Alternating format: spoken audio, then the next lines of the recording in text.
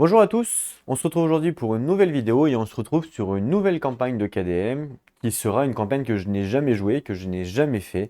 Ça sera une nouvelle campagne avec une nouvelle tribu qui s'appelle donc la tribu du soleil, je crois. Ouais, la tribu du soleil, donc avec un monstre spécialisé qui s'appelle le Sunstalker. Ok, j'ai réglé un petit peu la cam parce qu'elle n'était pas très belle. Donc, pour vous expliquer, forcément, il va y avoir de nouvelles règles, évidemment, au niveau de la campagne. Et également, je vais changer un petit peu ma façon de faire mon format de vidéo pour pas que... Parce que je sais que au début, par exemple, vous êtes hypé à regarder la campagne. Puis après, petit à petit, ça s'estompe un petit peu, forcément, puisque ça demande plus de temps. Donc je vais changer un petit peu.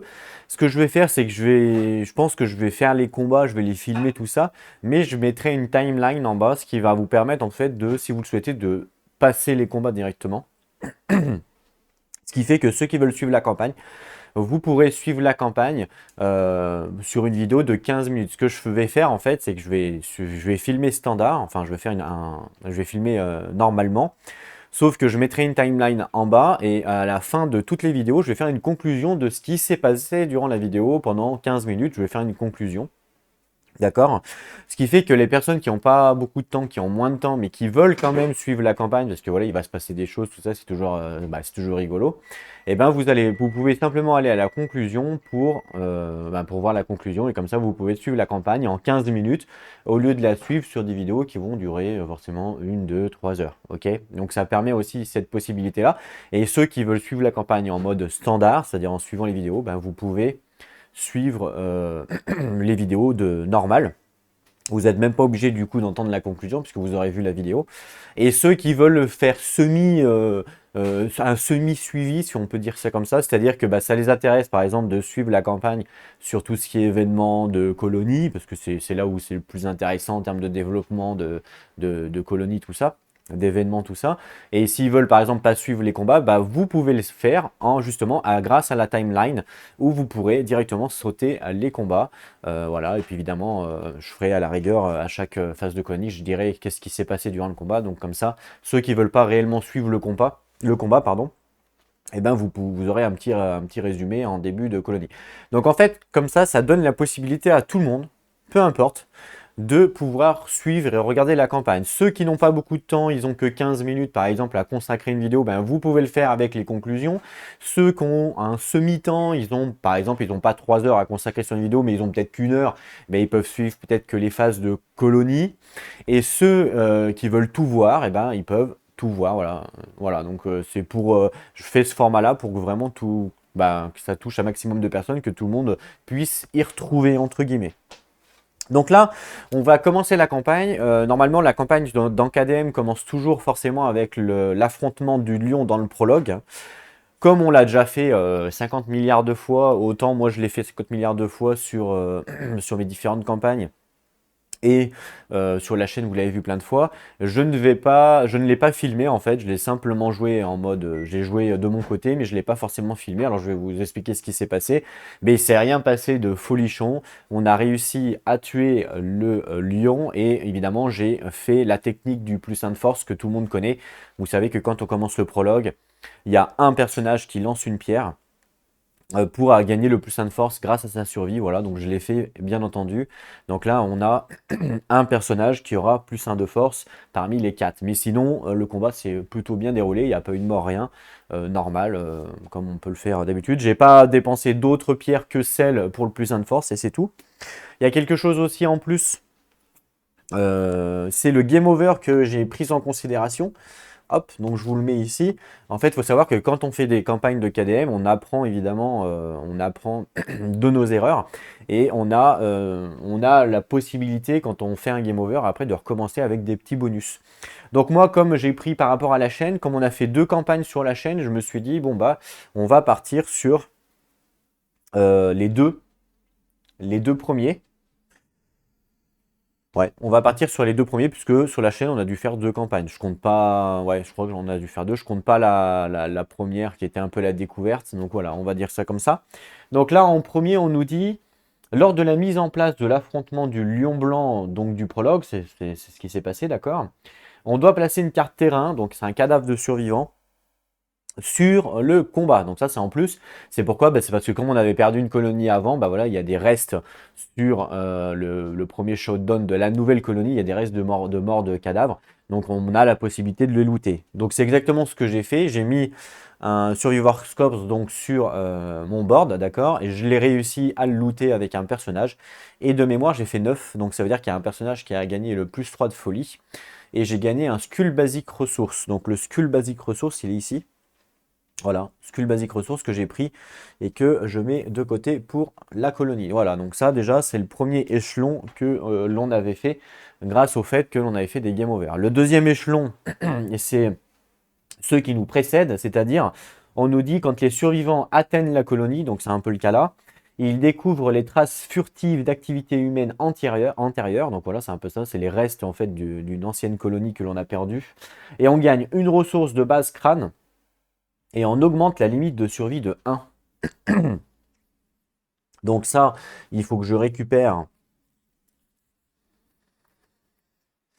une ressource de base crâne. Donc je pense que c'est le skull aussi. Je pense. Hein. Mais il n'y en a pas d'autres. Attends. Une ressource de base crâne. Je vais regarder sur le livre anglais.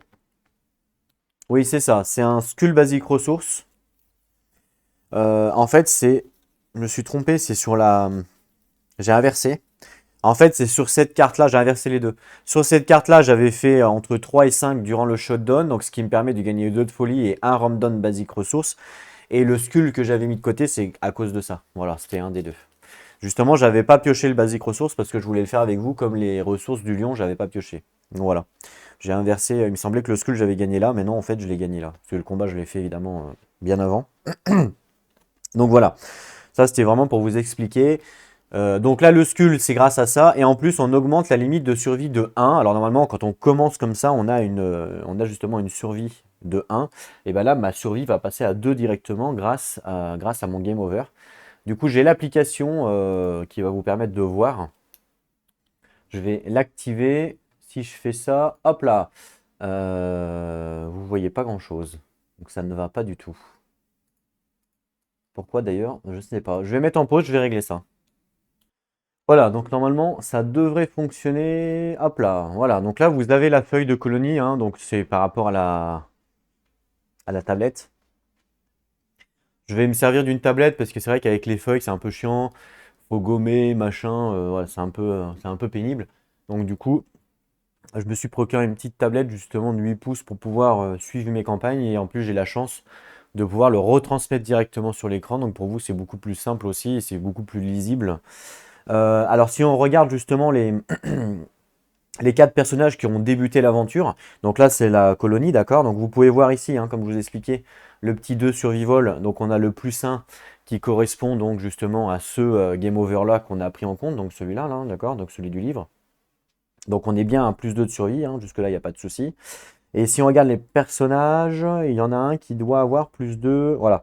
Ce Glad par exemple, on voit qu'il a 2 d'insanity, donc 2 de folie. Hein.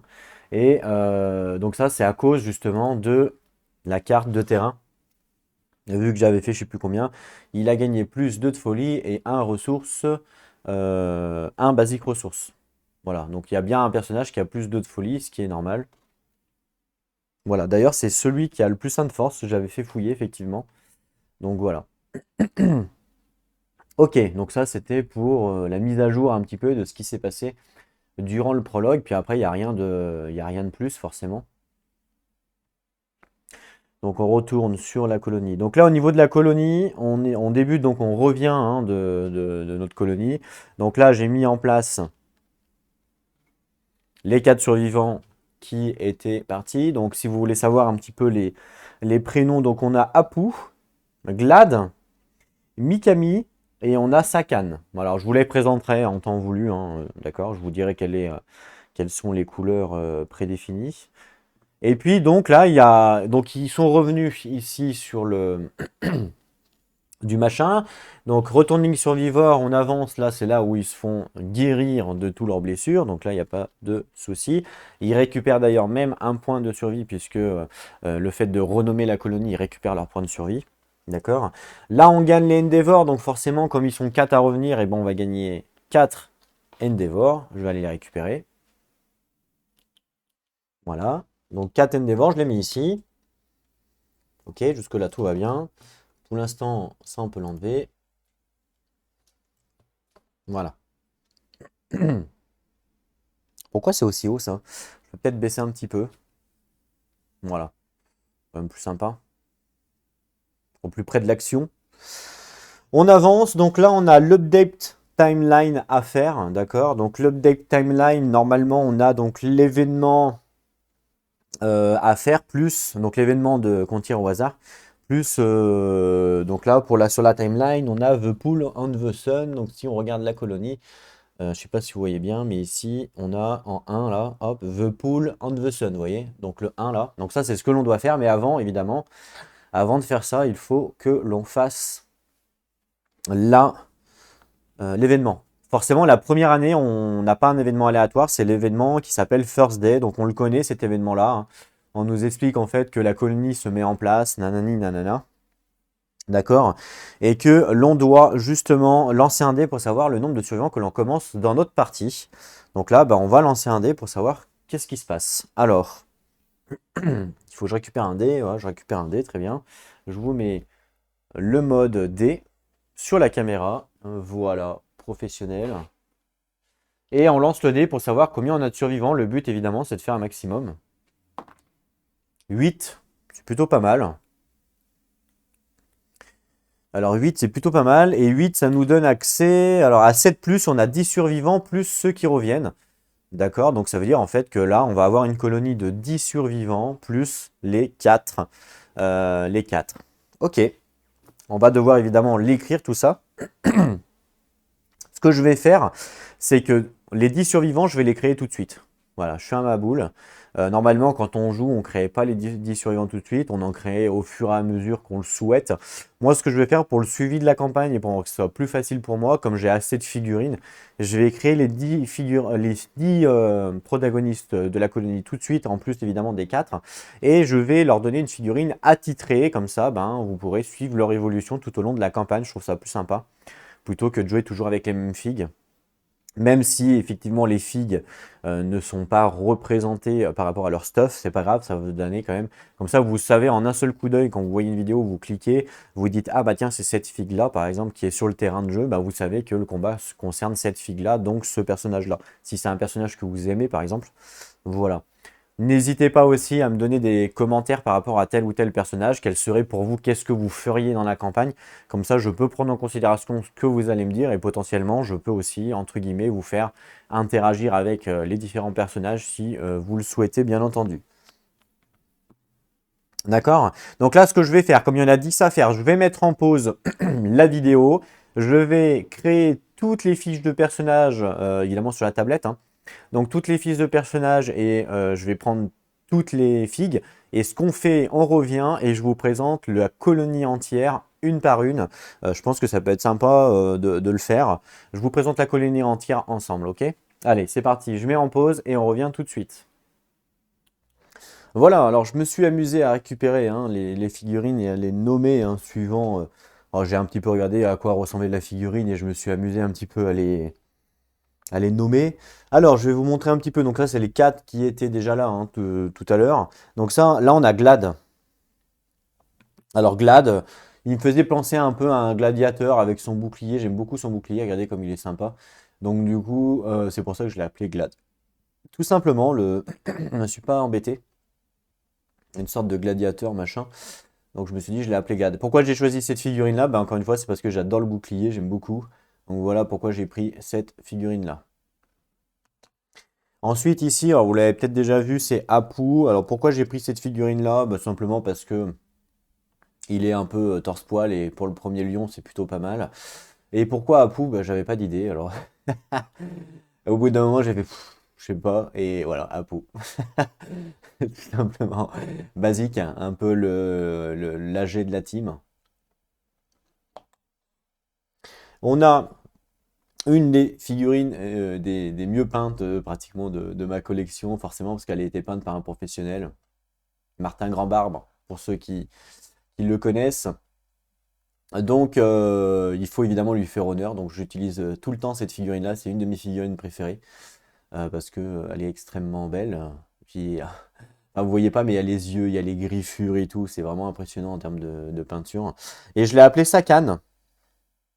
Pourquoi Sakane? Alors là, bonne question. C'est simplement comme ça. Voilà, Sakane, allez hop, c'est parti. Je trouvais que ça sonnait bien. Et voilà. Sinon, c'est une de mes figurines préférées, hein. Franchement, elle est vraiment au top du top. Et la petite dernière, c'est Mikami. Mikami, parce qu'en fait, elle m'a fait penser, la figurine m'a fait penser un petit peu à, vous savez, dans les séries, dans les BD, les trucs comme ça, il y a toujours une fille écolière qui est un peu, comment dire, qui est un peu, euh, mince, comment dire, un peu, vous savez, timide, on n'ose pas la toucher, l'effrayer, machin, voilà. Ben, m'a fait penser un petit peu à ça, cette figurine-là. Donc je me suis dit, bah, si je l'appelle Mikami, ça donne, c'est souvent le nom qui est donné justement dans les séries avec des écolières, des machins. Donc voilà, c'est pour ça que j'ai donné ça comme prénom. Pareil, j'aime bien la figurine, elle est plutôt sympa aussi. Je la trouve sympa. Face à un lion, forcément, on donnerait pas cher de sa peau. Là, on y va donc avec les 10 protagonistes qui ont été créés hein, avec la campagne, évidemment. Alors, évidemment, normalement, hein, c'est ce que je vous expliquais tout à l'heure. Normalement, quand on crée comme ça une nouvelle campagne, on a évidemment les 4 protagonistes avec 2 femmes, 2 hommes. Et normalement, on peut créer des nouveaux survivants quand on le souhaite tout au long de notre campagne, sachant on a la possibilité de créer autant des hommes que des femmes, forcément, et que on a une vision qui est un peu plus vraie que j'ai actuellement. Je m'explique. C'est-à-dire que là, en fait, vu que j'ai 10 survivants, j'ai fait 5 et 5, 5 hommes, 5 femmes. Mais ça se trouve, tout au long de ma campagne, je vais avoir plus de femmes qui vont mourir que des hommes, ou l'inverse. Donc je vais peut-être manquer au bout d'un moment de femmes ou d'hommes. Et du coup, le fait de pouvoir créer justement les différents personnages tout au long de la campagne, bah, c'est plus facile parce que vous pouvez dire, bon bah j'ai eu 4 femmes qui sont mortes, parce que forcément des fois les morts on les contrôle pas, bien entendu. 4 femmes qui sont mortes, bon bah du coup je me permets de créer des femmes. Alors que moi là si j'ai 4 femmes qui sont mortes par exemple, comme mes personnages sont déjà créés, bah, je peux pas me dire au bout de mon année 30 par exemple, je peux pas me dire bon bah faut que je crée une femme forcément, vous voyez. Donc je pars un petit peu avec un petit malus, on va dire, mais c'est pas grave, on va dire qu'on se donne le droit, si jamais c'est le cas, et si jamais ça arrive, je pense pas que ça arrive, mais on sait jamais, je me donne le droit de changer la race, enfin la race, je garde le personnage tel qu'il est, mais je me donne le droit, pardon, de changer sa race, son sexe plutôt, en cours de campagne, si évidemment on l'a pas utilisé, comme si c'était un nouveau survivant qu'on venait de créer. Si on l'a utilisé, bah, c'est trop tard, bien entendu. Voilà. Ça rééquilibre la vraie règle du jeu. Donc là, on y va avec les hommes. Donc celui-là, je l'ai appelé le tueur. En fait, pourquoi le tueur? Bah, parce qu'il me faisait penser avec ses doubles armes là, comme ça. Franchement, on dirait ben, tout simplement, on dirait un tueur. Alors j'ai hésité au début avec killer, un mot anglais qui faisait un peu stylé. Mais du coup, je me suis dit non, autant laisser français. Voilà, pour une fois que on peut le faire. Bah, let's go, c'est un jeu anglais en plus. Donc vas-y, on y va pour le tueur, c'est bien. Donc voilà le tueur. Il rigole zéro. Enfin, on va voir, on espère en tout cas. Avec ses doubles armes. Ici, on a Big Boo. Alors Big Boo, pourquoi? Bah, simplement parce qu'il a un gros bouclier. Alors au début, je me suis dit, je vais l'appeler Boubou, mais ça faisait un peu trop Dragon Ball Z. Donc du coup, je me suis dit, allez, Big Boo, Big pour gros et Boo pour bouclier, tout simplement. Donc voilà pour Big Boo. Et puis voilà, c'est rigolo. Comme il a l'air un peu arriéré en termes d'intelligence, puisque forcément c'est une grosse brute. Big Boo, je pense que ça lui va bien. Voilà, tout simplement. Ok. On y va avec celui-là. Alors celui-là, j'ai choisi aussi parce que j'ai bien aimé la figurine avec son petit tambour et sa hache plantée dedans. Je trouvais ça sympa, mais par contre, c'est pareil. Vous voyez, avec sa tête de mort là avec le crâne, le crâne là sur sa tête, forcément. Il donne pas envie de rigoler. On n'a pas envie de sortir en boîte avec lui, forcément, hein. On a un peu peur. Donc du coup, je l'ai appelé No Rigolo parce que voilà, il donne pas ce côté, vas-y, c'est rigolo, on va se marrer. Non, non. Avec ses armes et sa hache devant lui, il fait plus peur qu'il fait rigolo. Donc je l'ai appelé No Rigolo, voilà, tout simplement. Voilà. La créativité zéro, hein. Vous pouvez m'insulter si vous voulez dans les commentaires. Celui-là. Ah oui. Alors celui-là, je l'ai appelé Assis. A-C-Y. Alors vous allez me dire, mais pourquoi tu l'as appelé Assis? Bah, en fait, comme il a une armure en acier, j'ai pensé à acier au début et je me suis dit, allez, acier, ça va pas trop, je vais pas l'appeler acier forcément. Donc je vais l'appeler Assis. A-C-Y. Voilà, je me suis pas cassé la tête, vous avez vu, donc Assis. Puis ça lui va bien, du coup, voilà, avec son petit bouclier dans le dos, pourquoi pas. Super. On y va cette fois-ci, c'est le dernier homme, ouais, c'est le dernier homme. Un peu plus, un peu plus standard, on va dire. Alors lui, je l'ai appelé Tim. Alors pourquoi Tim? Bah en fait, son visage me faisait paraître un peu un personnage timide. Ouais, il a pas trop d'armure, il lève son caillou comme ça en mode craintif, ouais, un peu timide, craintif. Donc du coup, je me suis dit bah timide, voilà, diminutif, bah Tim, voilà, donc je l'ai appelé Tim. Voilà, tout simplement. Je suis sûr que vous avez certainement plein d'autres prénoms qui vous viennent en tête quand vous voyez la figurine, Blondinet ou je sais pas quoi. Mais voilà, j'ai choisi Tim comme j'aurais pu choisir plein d'autres, bien entendu. On y va pour les femmes. Et évidemment, les figurines, je les ai choisies un peu aléatoirement, hein. Je les ai pris parce que j'en ai plein. J'en ai plus d'une centaine des figurines de personnages. Donc forcément, j'essaie de les faire tourner tant que ça soit sur les vidéos que quand je joue. Comme ça, c'est plus rigolo de les faire tourner. Alors celle-là, je l'avais peut-être déjà prise sur la chaîne, vous l'avez peut-être déjà vue. Pareil, c'est une de mes figurines préférées dans le sens où j'aime bien en fait la posture et en fait j'aime bien le caractère de la figurine. Voilà. Bon, on va pas se mentir, hein, elle est aussi sexy forcément, mais de toute façon toutes les figurines, il faut savoir que toutes les figurines femmes dans KDM sont sexy, hein, pour info. Vous n'allez pas retrouver de figurines pas sexy. Mais j'aime bien sa posture, j'aime bien sa couleur de cheveux, ce côté rouge, rouge-noir un peu là, j'aime beaucoup. Donc voilà, c'est pour ça que je l'ai choisi. Alors comment je l'ai appelé, je me rappelle même plus. Je l'ai appelé Lily. Alors pourquoi Lily? Bonne question. En fait, je me suis rapproché certainement de l'adjectif joli et puis j'allais pas l'appeler Jojo, donc je l'ai appelé Lily, tout simplement. Alors ça fait nom de chien un peu, hein. Souvent, quand les personnes ont un chien chez eux, ils l'appellent Lily, Lala, Lolo. Bah bon, c'est pas grave. Bah, elle aura le nom d'une petite chienne. Faut pas dire ça comme ça. Si je dis ça comme ça, je vais me faire insulter par la gente féminine. Ah, évidemment, c'est humoristique, hein, attention. Ok. Je pense que... Il n'y a pas de montage sur mes vidéos, donc je vais me faire insulter, c'est sûr. Ok, ensuite, on continue. On y va donc avec cette figurine-là. C'est quoi celle-là? Ah oui, ok. Je me souviens de son prénom. Je les ai marqués dessous, hein, évidemment, parce que je me souviens pas de tout. Violetta, je l'ai appelée. Pourquoi je l'ai appelée Violetta? Bah, simplement parce qu'elle a la couleur violette de ses cheveux. D'ailleurs, comme l'autre personnage, j'aurais pu l'appeler Red, mais bon, ça faisait un peu trop cliché. Voilà, donc Violetta, je trouvais que ça sonnait plutôt bien, en fin de compte, un petit personnage. Alors, ce personnage-là, il est plutôt... bah, vous voyez, on a le côté timide, le côté fragilisé, et en même temps, avec son fouet, on a ce côté dominatrice. Donc, en fait, c'est un peu une controverse, c'est un peu contradictoire. Donc, c'est vrai qu'en termes de prénom, on ne sait pas trop comment dire, et on va pas forcément l'appeler tant d'un côté que de l'autre, forcément. Donc voilà, j'ai choisi Violetta qui a un rapport avec la couleur de ses cheveux, donc rien à voir avec son caractère. Parce que c'est vrai que si on rencontre une femme comme ça dans la vie, on peut se poser en tant qu'homme, hein, on peut se poser de questions en se disant ouais bon qu'est-ce que effectivement avec le fouet ça fait peur et en même temps elle a un côté charmant, timide qui fait qui attire les hommes bien entendu. Et donc en fait voilà c'est bien contradictoire donc c'est difficile à cerner, surtout avec son masque sur la tête, là, vous voyez peut-être pas bien, mais elle a une sorte de masque ou de bandeau là sur la tête, en mode elle a reçu des dégâts ou je ne sais quoi. Enfin voilà, en mode sadomaso un peu, hein. Alors est-ce qu'elle veut vous fouetter vous ou se faire fouetter? Ça, on n'aura certainement pas la réponse, sauf si un jour vous vous trouvez face à une femme comme ça. Euh, Ce personnage-là, je l'ai bien aimé en fait dans son côté, pas pareil. J'ai bien aimé la posture aussi, puis le panier avec les membres dedans, le sang et tout. Voilà, je trouvais ça sympa, en mode un peu, comment dire? Ben, je récupère un petit peu tout sur le terrain, vous voyez, un peu.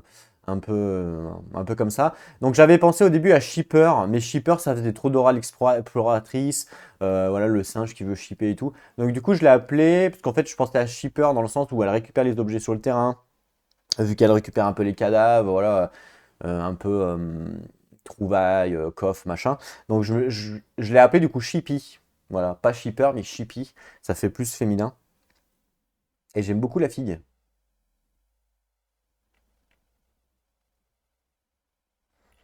Voilà. J'avais pensé à Run au début, Run qui veut dire courir en anglais, mais j'ai pas trop trouvé de prénom en rapport, donc je suis parti sur Shippy pour le fait qu'elle ship en fait, elle prend tout, elle trouve tout sur le terrain. Ensuite, on a ce personnage-là.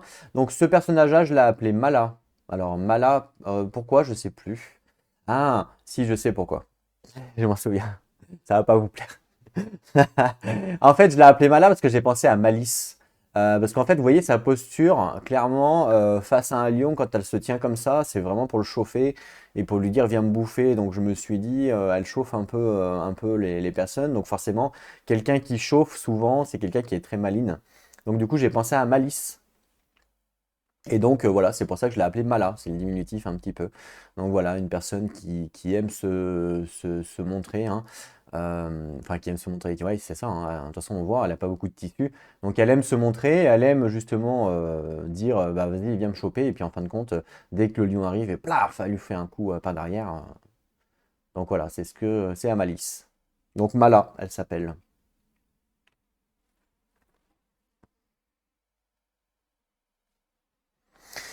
Et le dernier personnage féminin, donc ça fait 5 et 5, hein, 5 hommes, 5 femmes, d'accord. Donc le dernier personnage féminin, comment je l'ai appelé? Ah oui, je l'ai appelé Wiro. Alors vous allez me dire pourquoi Wiro? Bah parce qu'en fait elle a ce côté un peu guerrière.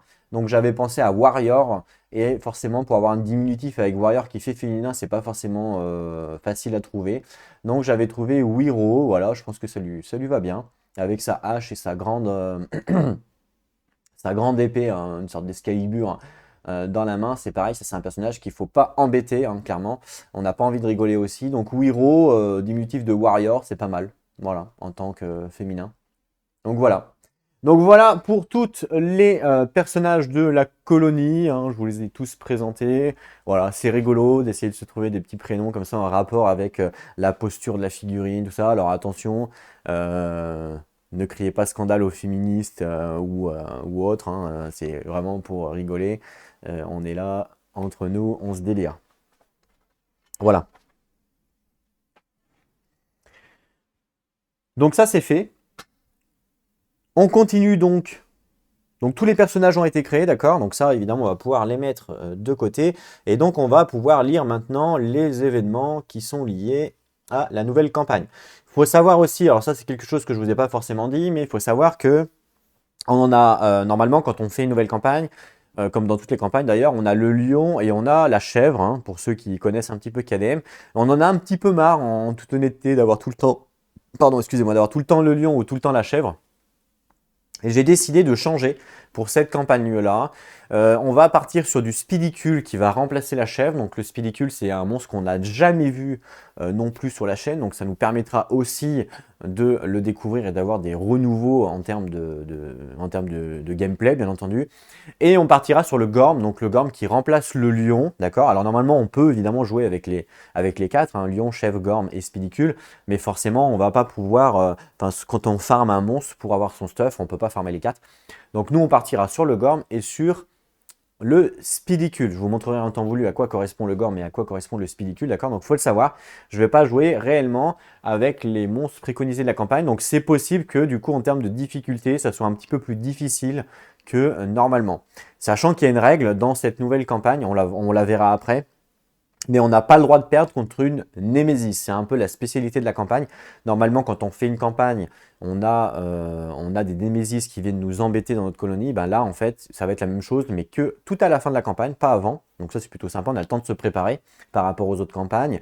Par contre, on n'a pas le droit de perdre. Si on perd un combat contre une Némésis, c'est game over, direct. Voilà, donc ça, faut bien le savoir. C'est une nouvelle règle, hein, dans cette nouvelle campagne. On reviendra dessus, parce que de toute façon, forcément, ils vont nous le donner, ils vont nous le dire.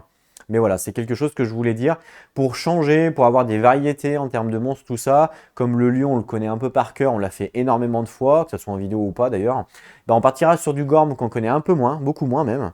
Et on partira sur du Spidicule qu'on ne connaît pas du tout pour le remplacement de la chèvre. D'accord? Voilà. C'est le petit aparté surprise découverte que je voulais partager. Donc là, on a fait notre premier événement, hein, ici. Donc on nous dit de lancer le dé et d'avoir les 10 survivants. Donc vous les avez vus, vous venez de les voir à l'instant T.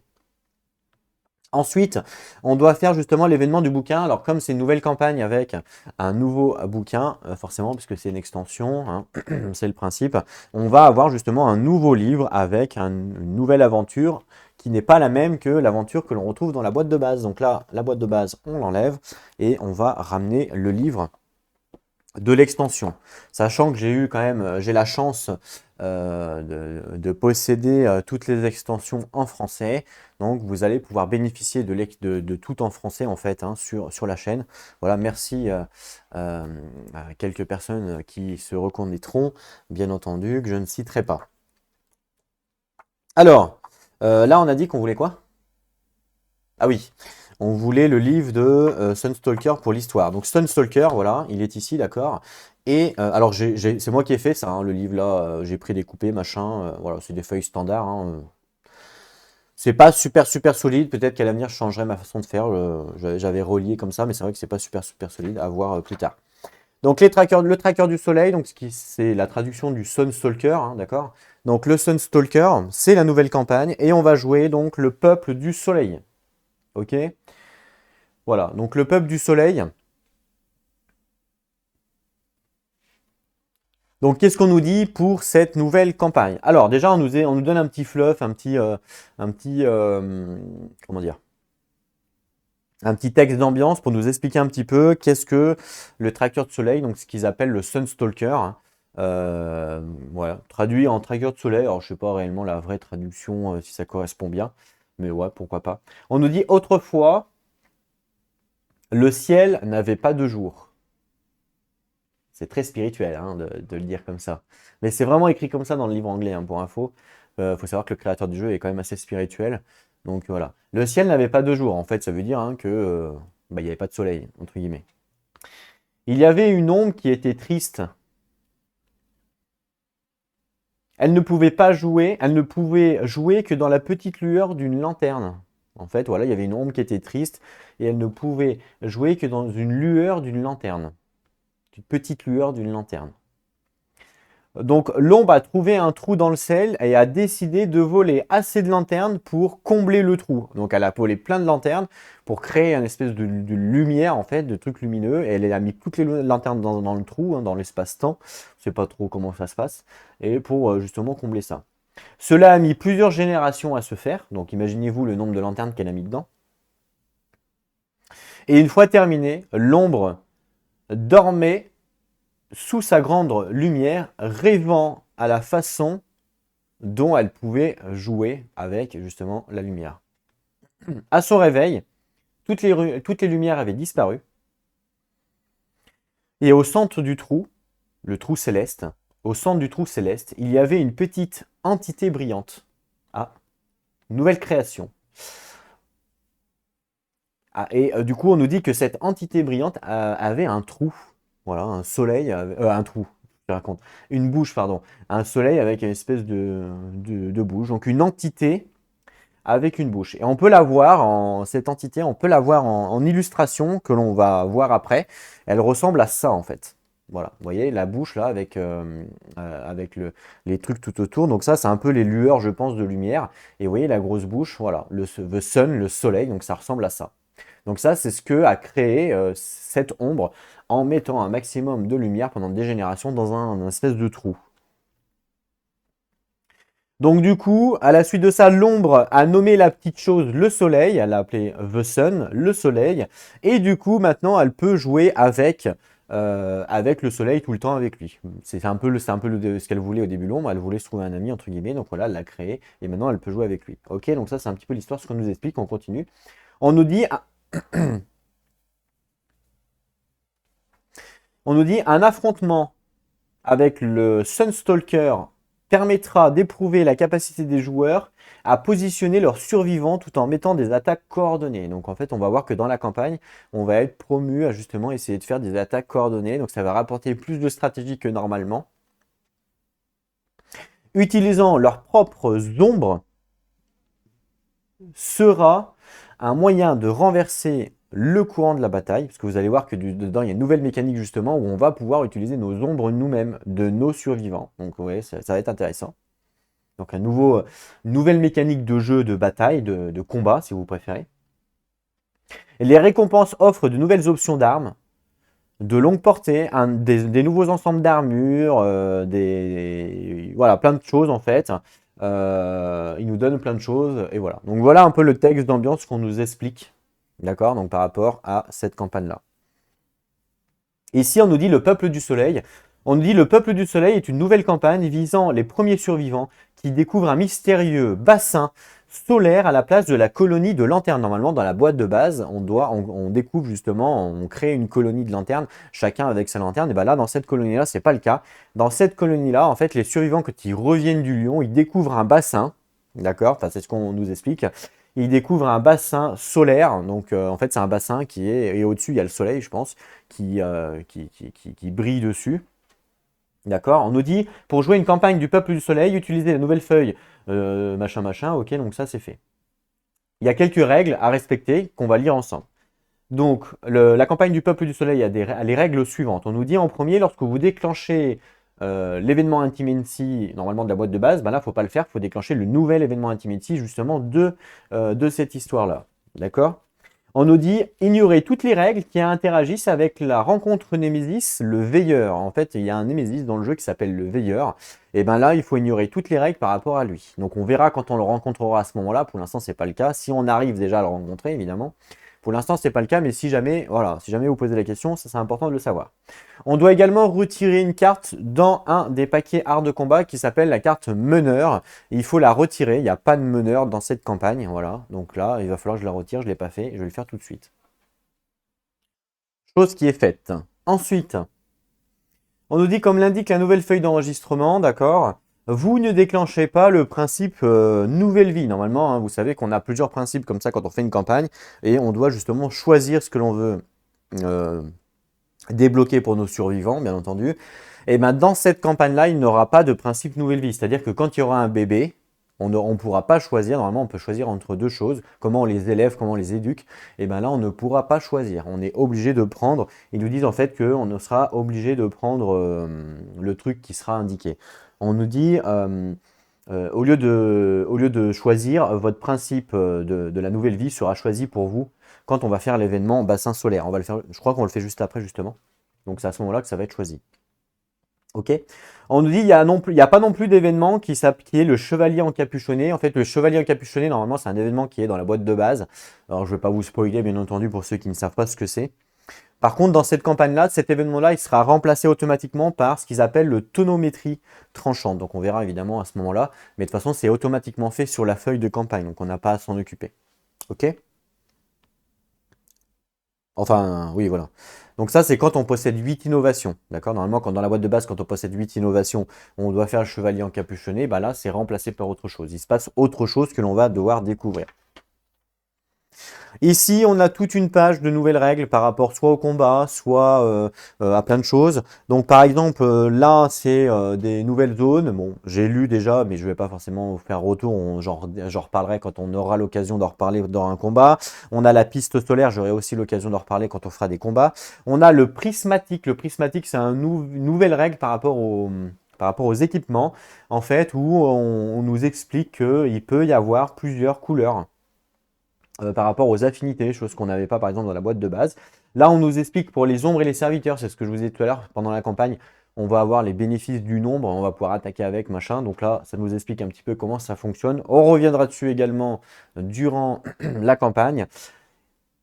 Ici, on nous explique qu'on aura une nouvelle spécialisation qui est la spécialisation du katana qu'on n'avait pas donc dans la boîte de base. Maintenant, nos personnages vont pouvoir avoir la spécialisation katana. Attention tout de même, on nous précise que la spécialisation katana, on ne peut pas la prendre tant que l'on ne l'a pas gagnée. À un moment donné dans la campagne, on va pouvoir la gagner.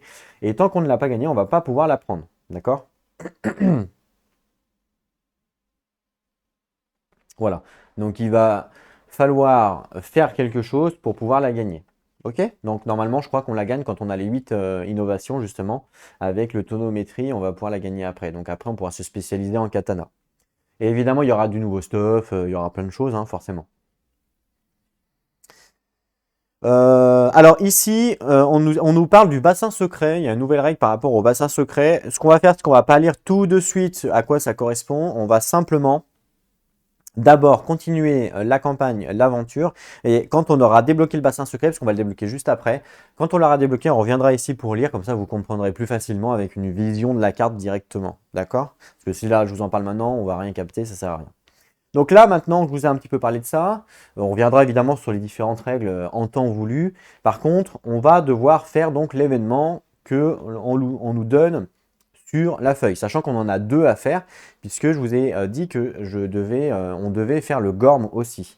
Donc si on regarde la feuille de colonie que vous retrouvez ici, je vous fais un petit zoom, on voit que l'on doit faire le Pool on the Sun. Donc ça, c'est le premier événement que l'on doit faire.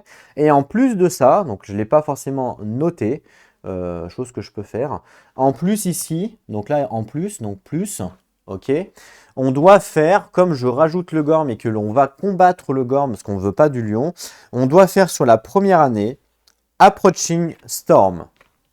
Donc je vais le noter.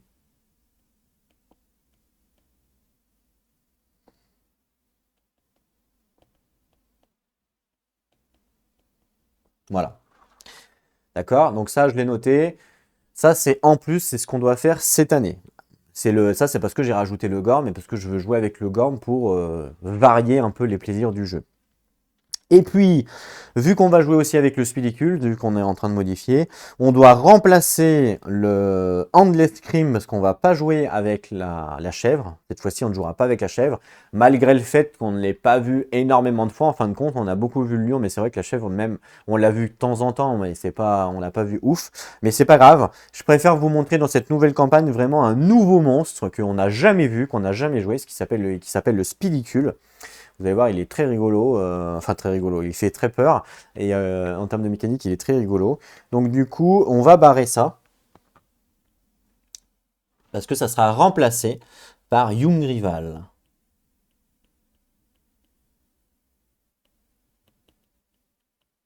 Voilà, d'accord? Donc ça sera la prochaine année, évidemment, que l'on va faire. C'est tout, sinon les autres extensions, je ne vais pas les rajouter, je ne vais pas rajouter les... Je vais pas rajouter Dragon King, je vais pas rajouter Manhunter, je vais pas rajouter le Slenderman. Je pourrais les rajouter, le Flork Knight, tout ça. Je ne vais pas les rajouter, on va rester simple.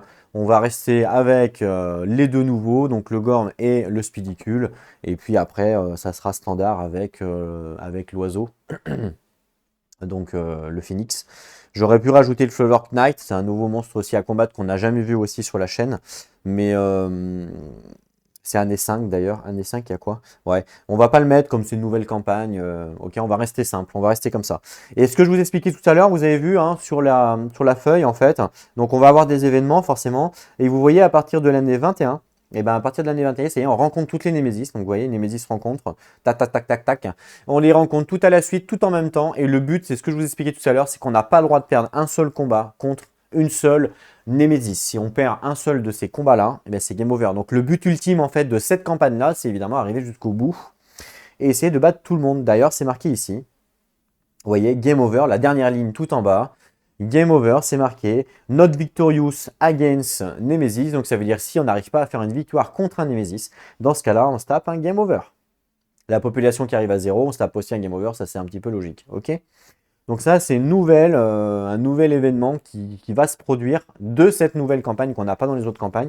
On n'a pas le droit de perdre contre des Némésis qui sont tout à la fin, qu'on retrouve ici, tout à la fin. D'accord? Donc ça, c'est une règle aussi à respecter. Et du coup, il faut se préparer. En fait, le but ultime de cette campagne, c'est de se préparer pour qu'à la fin, on batte les 6 Némésis à la suite. Voilà, ça change un peu le gameplay, c'est rigolo. Donc là, on part faire en premier lieu The Pool on the Sun et après on fera l'Approaching Storm. Ok? Allez, c'est parti. Donc The Pool on the Sun, donc le soleil et la piscine, le pool, le Pool on the Sun. Alors du coup, je sais pas s'ils l'ont traduit pareil en français. Le bassin et le soleil, voilà, c'est ça. La pool and the sun, c'est le bassin et le soleil. Le pool, ça peut être la piscine, ça marche aussi, hein. Mais le bassin, c'est bien. Je pense qu'ils l'ont bien traduit, le bassin, c'est bien. Ok? Donc le bassin et le soleil, on voit l'illustration. Donc voilà. Donc nous, on arrive dans notre nouvelle colonie, justement, et on découvre un espèce de bassin. D'accord? C'est plutôt joli, hein, en fin de compte, ça donne envie de rester là, toujours jonché évidemment de tous les visages, c'est un peu le principe de KDM dans cet univers-là. Je peux peut-être baisser encore un petit peu la cam pour que vous puissiez voir un maximum l'illustration, voilà. Je peux peut-être même vous l'approcher, je suis plutôt sympa. Hop là, regardez ça. Voilà. Alors là, on peut remarquer que justement, le lion est mort. Ici, bah oui, forcément, on l'a tué en fait. Les survivants l'ont tué et donc on l'a ramené à la colonie, hein. On va le dépecer pour voir, et on va voir toutes les ressources que l'on a gagnées. Donc voilà, le petit bassin, jolie illustration avec les survivants. D'accord. Bon, on va voir qu'est-ce qu'on va apprendre, qu'est-ce qu'ils vont nous dire. Alors, et ici on nous dit désigner un survivant pour aller boire dans le bassin. Ah, d'accord. Alors là, vraiment, je sais pas ce qui va arriver, donc vraiment au pif. Alors, est-ce que... ouais, qui c'est qui va aller boire dans le bassin? Je sais pas. Peu importe. On va dire... on va envoyer une femme. On va dire Sakan. Sakan va aller boire dans le bassin. D'accord? Donc, c'est Sakan, hop, qui va aller boire dans le bassin. Allez, c'est parti. On va lire évidemment ce qu'ils nous disent. Ils nous disent le survivant désigné, hein, donc Sakan, avance et gagne plus 1 de courage. Ok, bon bah du coup, ça commence bien. Je vais récupérer donc la feuille de Sakan et je vais tout de suite lui mettre. Alors, je vais vous montrer directement la tablette. Hop là, voilà, j'ai mis Sakan, d'accord? Donc ça, c'est sa feuille de personnage. Et donc, plus 1 de courage. Donc le courage, on peut remarquer qu'il est là, ici, d'accord? Je vais simplement colorier la case en noir.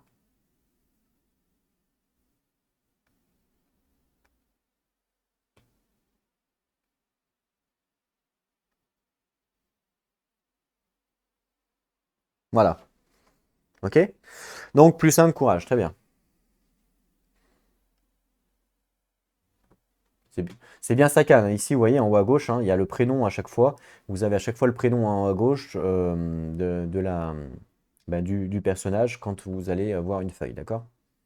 Alors, ce qui est dommage, c'est que je peux pas, malheureusement, je peux pas vous pointer, hein. Je peux pas vous pointer parce que forcément, vu que c'est une retransmission de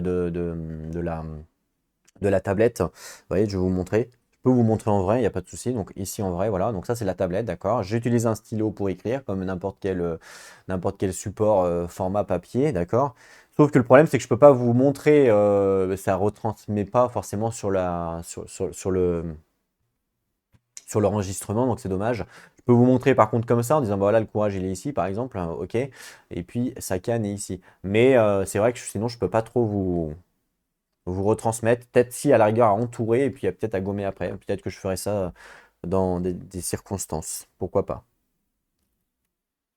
Ok, donc j'enlève sa canne pour l'instant. Hop. Donc le survivant désigné avance et gagne plus 1 de courage. Au fond de l'eau chaude et au fond de l'eau. Ok, au fond de l'eau chaude et mystérieuse du bassin, elle met ses mains en coupe et boit de l'eau étrange. En coupe comme ça, hein, elle récupère de l'eau, hop, elle prend et elle boit. Ok. À ce moment-là, son esprit se remplit d'étranges pensées. Elle gagne l'art de combat, résolution et commence à parler. Ouh. Donc là, elle commence à parler. Il faut savoir qu'au début, hein, quand on commence le jeu, on n'a pas justement ce langage. On l'apprend petit à petit. Généralement, on l'apprend sur la première année. Ben là, c'est un peu le même principe. Le fait qu'elle boit comme ça dans ce bassin étrange, elle va gagner le langage et je pense qu'après, elle va pouvoir l'assimiler, le faire apprendre aux autres. Donc là, je vais récupérer l'art de combat qui s'appelle Résolution, d'accord? Et elle commence à parler. Donc je vais aller chercher l'art de combat Résolution et je le rapporte tout de suite. Je vais mettre en pause pour aller récupérer la carte. Ok, donc je ne sais absolument pas ça c'est quoi, ça concerne quoi, hein, parce que je suis exactement comme vous dans cette situation, c'est-à-dire je découvre le jeu avec vous, je ne sais absolument pas qu'est-ce qui va se passer.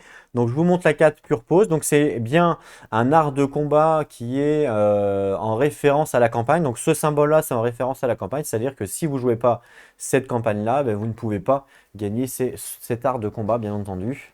Alors forcément c'est un jeu où on apprend un petit peu de ses erreurs, hein, donc forcément ça se trouve, là j'ai choisi un petit peu au pif, puis on va s'apercevoir peut-être que cet art de combat serait mieux sur un autre personnage.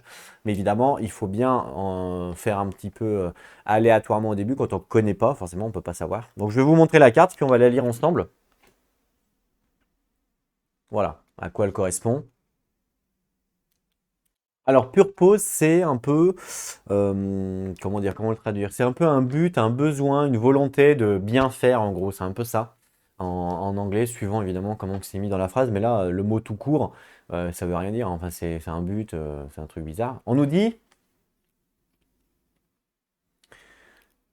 vos camarades vous donnent la force pour excéder les limites de la mort elle-même. Ok, donc ça, c'est le fluff, bien entendu. Donc pendant un showdown, donc un showdown, c'est un combat. Si on doit gagner un nombre de bleeding tokens, donc les bleeding tokens c'est les saignements, donc si on doit gagner un nombre de bleeding tokens qui va faire en sorte qu'on meurt, parce qu'on nous dit lethal number of bleeding tokens, donc un nombre de bleeding tokens qui va faire en sorte que l'on meurt, donc normalement c'est à partir du 5e bleeding token que notre personnage meurt. Voilà, faut le savoir, c'est la règle de base. Dès qu'on a 5 bleeding tokens, on est mort. Donc là, dès qu'on arrive à 5 en fin de compte, on nous dit, si jamais il y a d'autres survivants qui sont debout, et que l'on doit justement gagner notre 5e token ou plus, hein, forcément, on roll un des 10. Sur un 6+, on vit, on reste en vie, on meurt pas. Par contre, on est KO. Ça, c'est ce qu'on nous dit.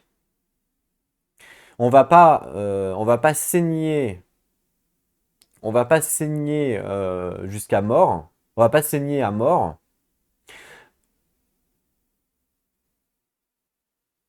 jusqu'à ce qu'on gagne pas un autre bleeding token. Voilà. Donc en gros, quand on gagne 5 bleeding tokens, quand elle gagne 5 bleeding tokens, normalement elle devrait mourir, et ben là on lance un dé sur un 6+, elle ne meurt pas. Si jamais elle n'est pas toute seule, évidemment, s'il y a d'autres personnages sur le champ de bataille, par contre elle sera KO. Voilà, elle est protégée de ça. Et à chaque fois qu'elle aura un autre bleeding token, bah, ça sera la même chose. On lance un dé 10, et etc., etc. Enfin non, je crois que c'est qu'une fois. Après, si on en regagne un nouveau, hein, ben, je crois qu'on meurt. Parce que vous n'allez pas blesser jusqu'à ce que vous en gagniez un autre. Donc voilà. Donc si on en gagne un autre, par contre, on meurt. Donc en fait, ça nous permet quand même de résister un peu plus longtemps sur le bleeding token. Voilà, ça peut être sympa contre le Butcher, parce qu'on sait que le Butcher, il met beaucoup de saignements, justement. Donc elle, c'est son art de combat, qui est pas nul, hein. Voilà, après, c'est quand même assez, comment dire, situationnel. Donc hop, on clique sur colonie et on va le noter bien évidemment. Donc ça s'appelle comment? Pure pause. Donc dans Fighting Art, voilà, d'accord. Donc je vais l'écrire Pure pause. Voilà, Pure pause. Très bien. On enlève.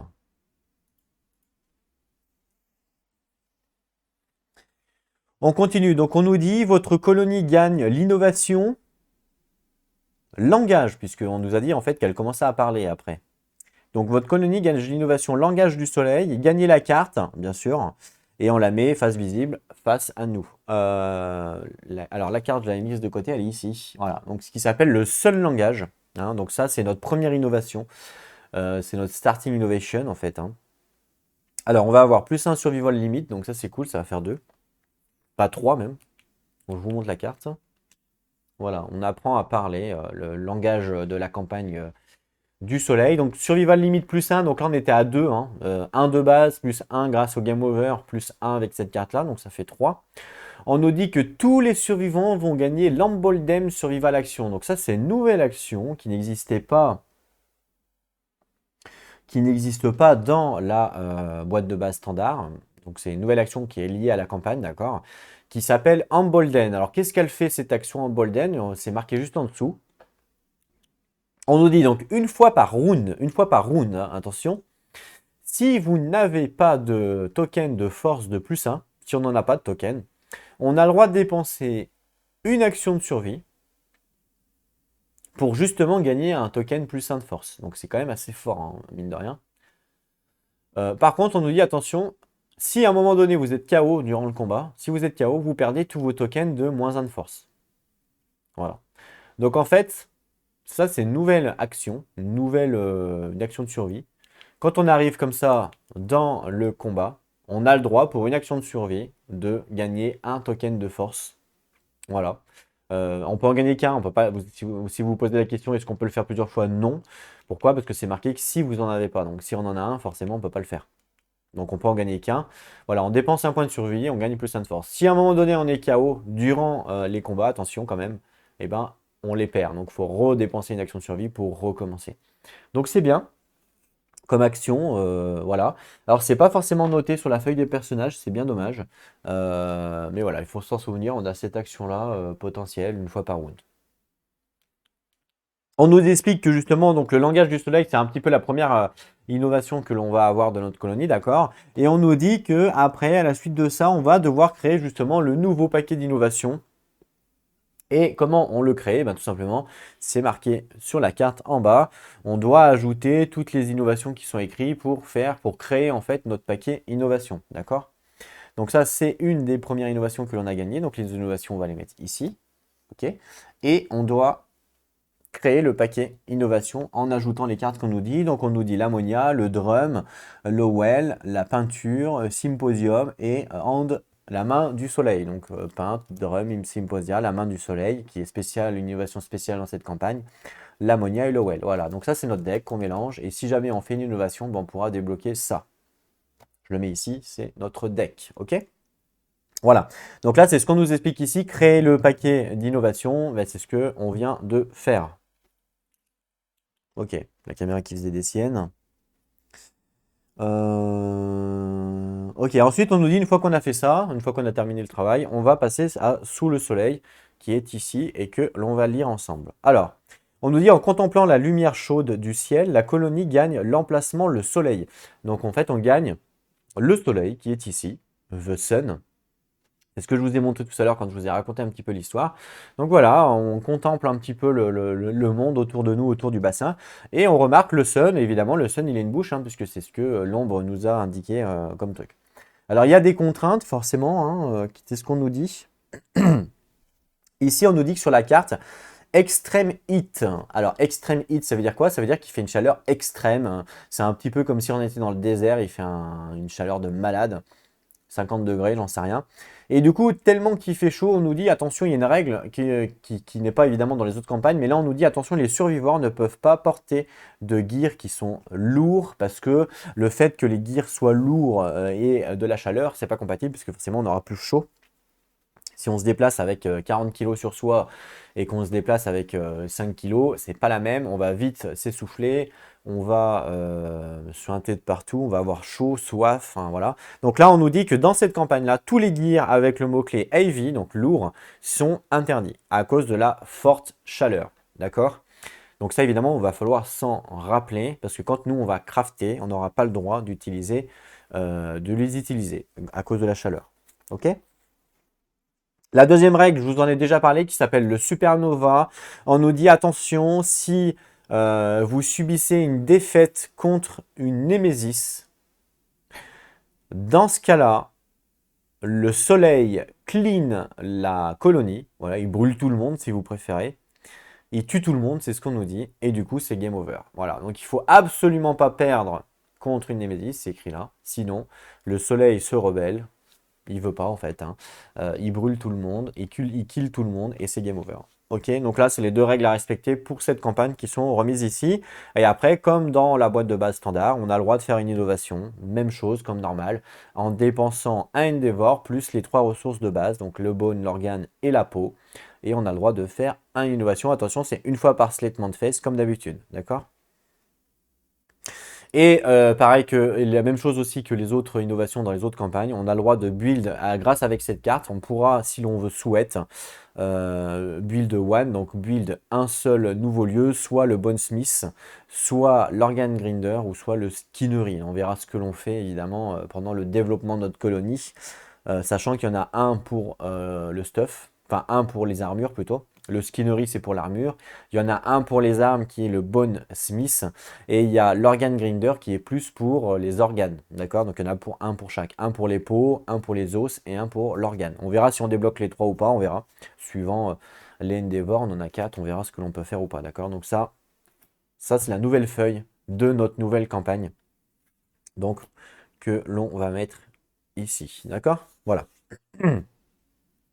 Ça, c'est sa carte à elle. Je peux la mettre de côté pour l'instant.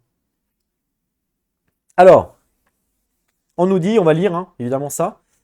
On nous dit donc chercher dans le paquet des emplacements la colonie Le Soleil, donc c'est fait, on la place face visible, nanani nanana. Le survivant désigné commence à comprendre les nombreuses réflexions qui l'ont habité, pardon, et gagne plus 2 en compréhension.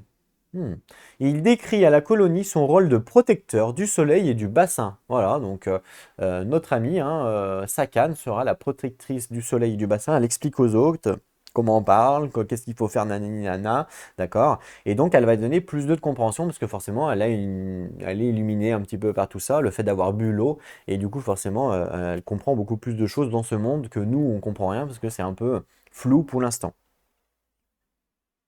Donc là, plus 2 de compréhension, on va lui mettre tout de suite. Colonie. Et on va colorier la compréhension. Donc la compréhension en anglais, c'est l'understanding, d'accord, qui est juste là. Donc même chose, je vais colorier les 2 cases.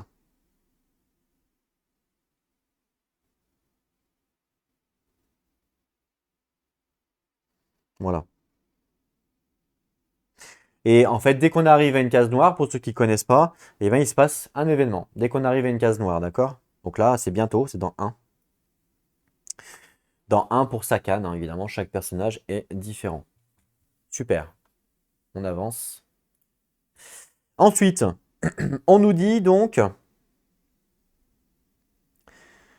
chaque survivant, à la suite de ça, chaque survivant va boire rituellement l'eau et exprime son accord. Donc chacun à la queue leu, ils vont tous boire l'eau. Donc je pense qu'ils prennent en même temps le langage, ils vont comprendre aussi à leur tour, d'accord? Et ça devient limite un rituel à chaque fois qu'il va y avoir un nouveau-né. Je pense qu'à chaque fois ils vont le faire boire ou ils vont faire une sorte de baptême si vous préférez, en essayant de le noyer, et voilà.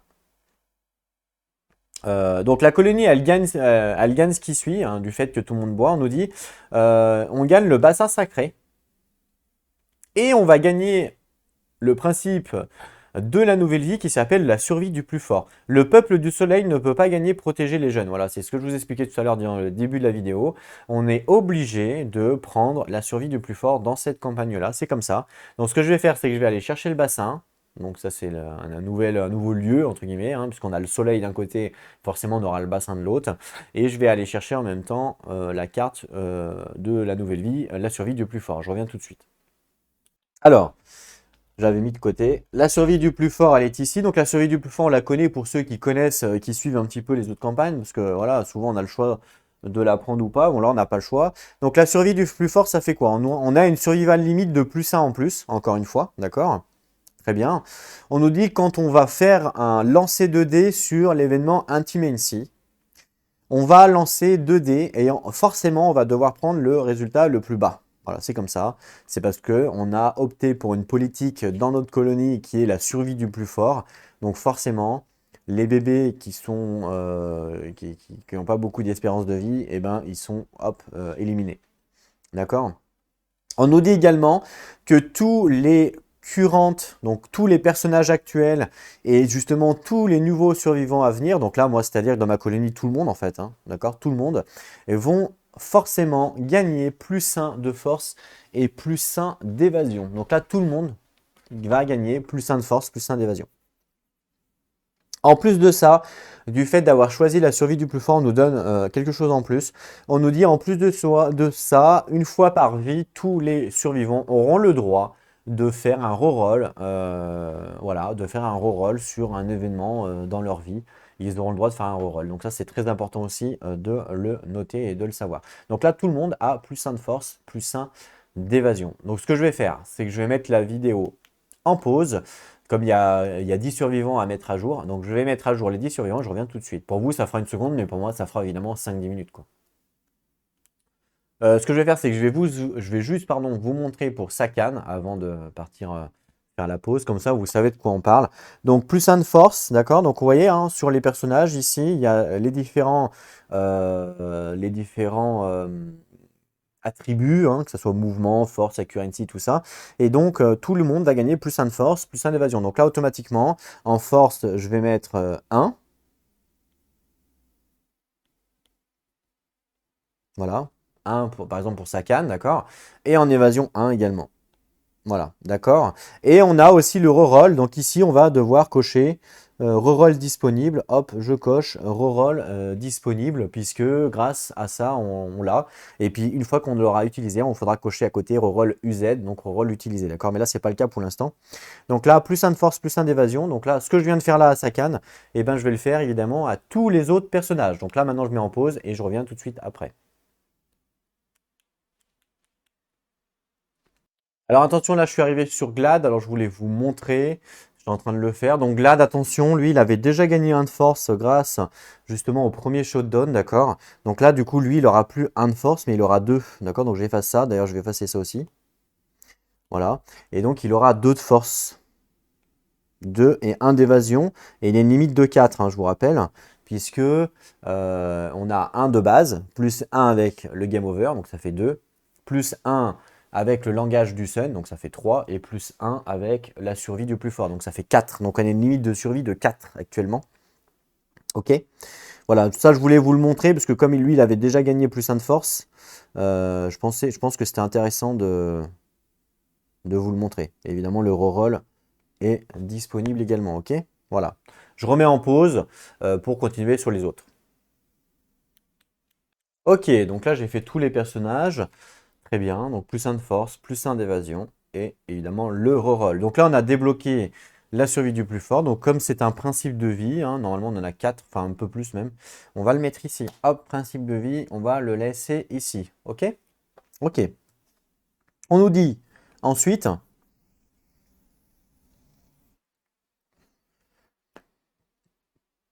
donc après en avoir terminé avec le rituel, où tout le monde a bu, les œufs au fond de la piscine se mettent à scintiller agréablement. Ah, on apprend... Ah oui, d'accord, il y a des œufs en fait au fond de la piscine. Je ne sais pas si vous avez vu, mais ça là, ça c'est des œufs je pense. Et je crois que c'est les œufs justement du Sunstalker. On va voir, mais il me semble que c'est ça.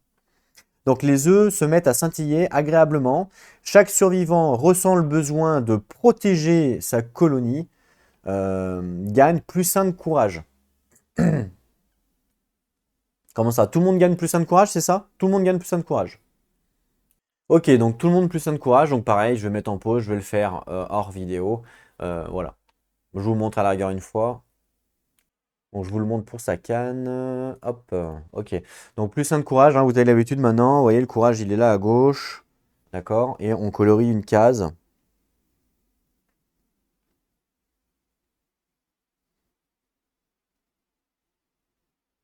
Et donc ça, je le fais pour les 14 survivants. D'accord? Donc voilà, je mets en pause, je le fais, je reviens. Et voilà. Très bien. Donc là, on a fait notre événement hein, qui était lié à ça. Et puis voilà, c'est fini. Donc ça, tu peux retourner là-bas. Là, on a tout fait, tout ce qu'on voulait. Par contre, on n'a pas vu le bassin, pardon. Donc je vais vous le chercher, il est là. Donc voilà le bassin. Alors l'illustration, je ne sais pas si vous pouvez bien voir. On ne voit pas bien, c'est en noir et blanc en plus. Alors faites voir si je vous mets sur le focus. Peut-être que c'est possible que ouais, vous voyez un peu mieux. Alors il y a le reflet de la caméra forcément parce que c'est slip, je suis désolé. Je vais essayer de faire autrement. Hop, comme ça. Normalement, il ne devrait pas y avoir le reflet. Voilà. Donc voilà. Hein, donc je sais pas trop ce que c'est au milieu là, dans le bassin là. Je sais pas trop, mais voilà à peu près le délire, d'accord? Très bien. Donc qu'est-ce que ça nous dit? Donc là justement, je vous rappelle qu'il y avait une règle par rapport à ça. Hein, je vous ai dit tout à l'heure, bah, je vais vous la lire quand on aura la carte. Et là actuellement, on a la carte. Voilà. Ce qu'il faut remarquer, c'est qu'on a des actions potentielles et qu'on a des levels. On a level 1, level 2, level 3. D'accord? Donc on lira juste après. On va retourner au niveau des règles pour savoir qu'est-ce qu'ils nous disent. Donc la règle, elle était ici. La règle, elle était là par rapport à ça, d'accord? On nous dit donc l'emplacement, le sacred pool, donc le bassin sacré, à 3 niveaux. Niveau 1, 3. Donc 1, 2, 3. OK? Un emplacement de colonie avec des niveaux commence toujours au niveau 1. Donc là, hop, toujours on est ici, niveau 1 pour l'instant. Son niveau est enregistré sur votre fiche d'enregistrement de colonie. Ah, bah ça je ne l'ai pas vu, tiens. Je ne l'ai pas vu ça. On va regarder ensemble. La feuille de colonie, on va la regarder ensemble. Tac! Hein, c'est magique, hein. Donc, le niveau, alors où il est le niveau? On voit. Alors, le survival limite, à la rigueur, on peut le mettre à jour tout de suite, tant qu'à faire. On va gommer. Et on est à 4. Voilà, je le fais en même temps que vous. Et puis, alors, le niveau du Sacred Pool. Alors là, je sais pas où c'est qu'on le met, hein.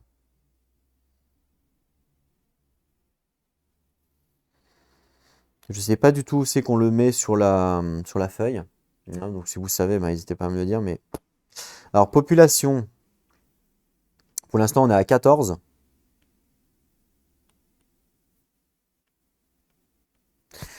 Sachant que normalement, on pourrait écrire ici tous les noms des différents personnages, le genre et tout, mais bon, moi, le suivi, je le fais autrement, c'est pas la peine, j'ai pas besoin de le noter.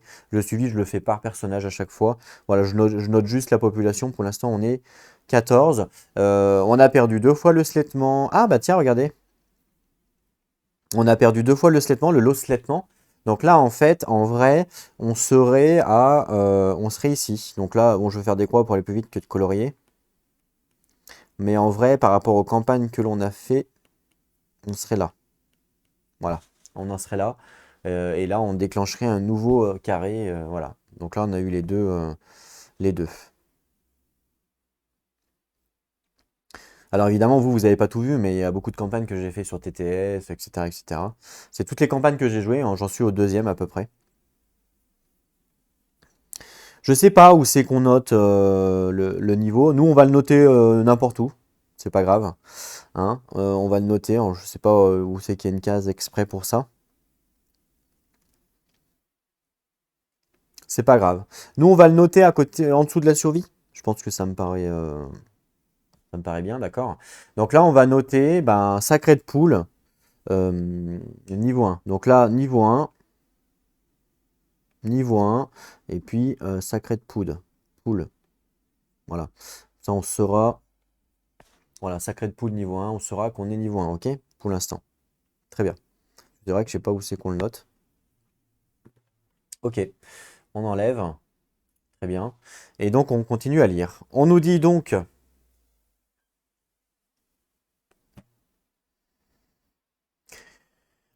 Une colonie n'a accès qu'aux équipements artisanaux,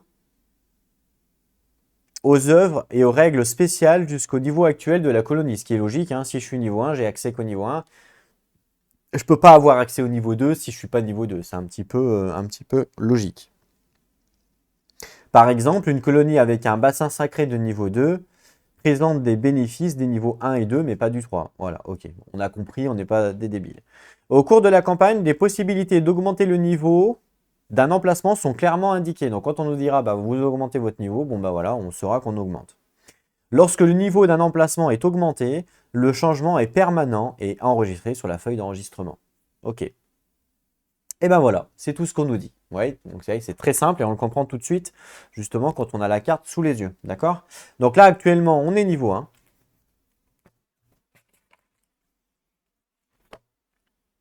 On est niveau 1, donc on a accès à ça. Alors du coup, on a accès à 2 compétences et pour l'utiliser, il faut avoir des Endeavor. On peut potentiellement les lire.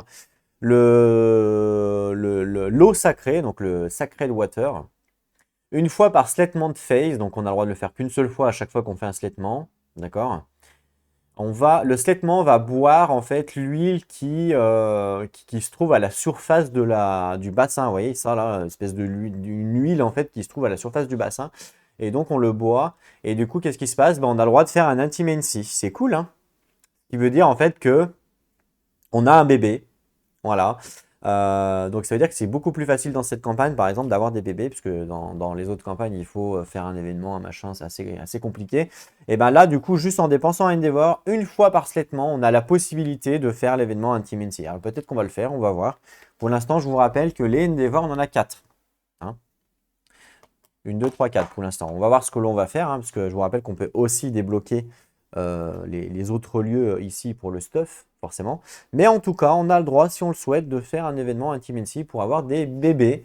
Donc ça peut être intéressant, on va voir. Donc ça, c'est le premier point qu'on a le droit de faire. Et le deuxième point, ça s'appelle la purification, la cérémonie en fait de purification, d'accord? On peut le voir par rapport à l'illustration à côté. On fait une sorte une méditation, hein.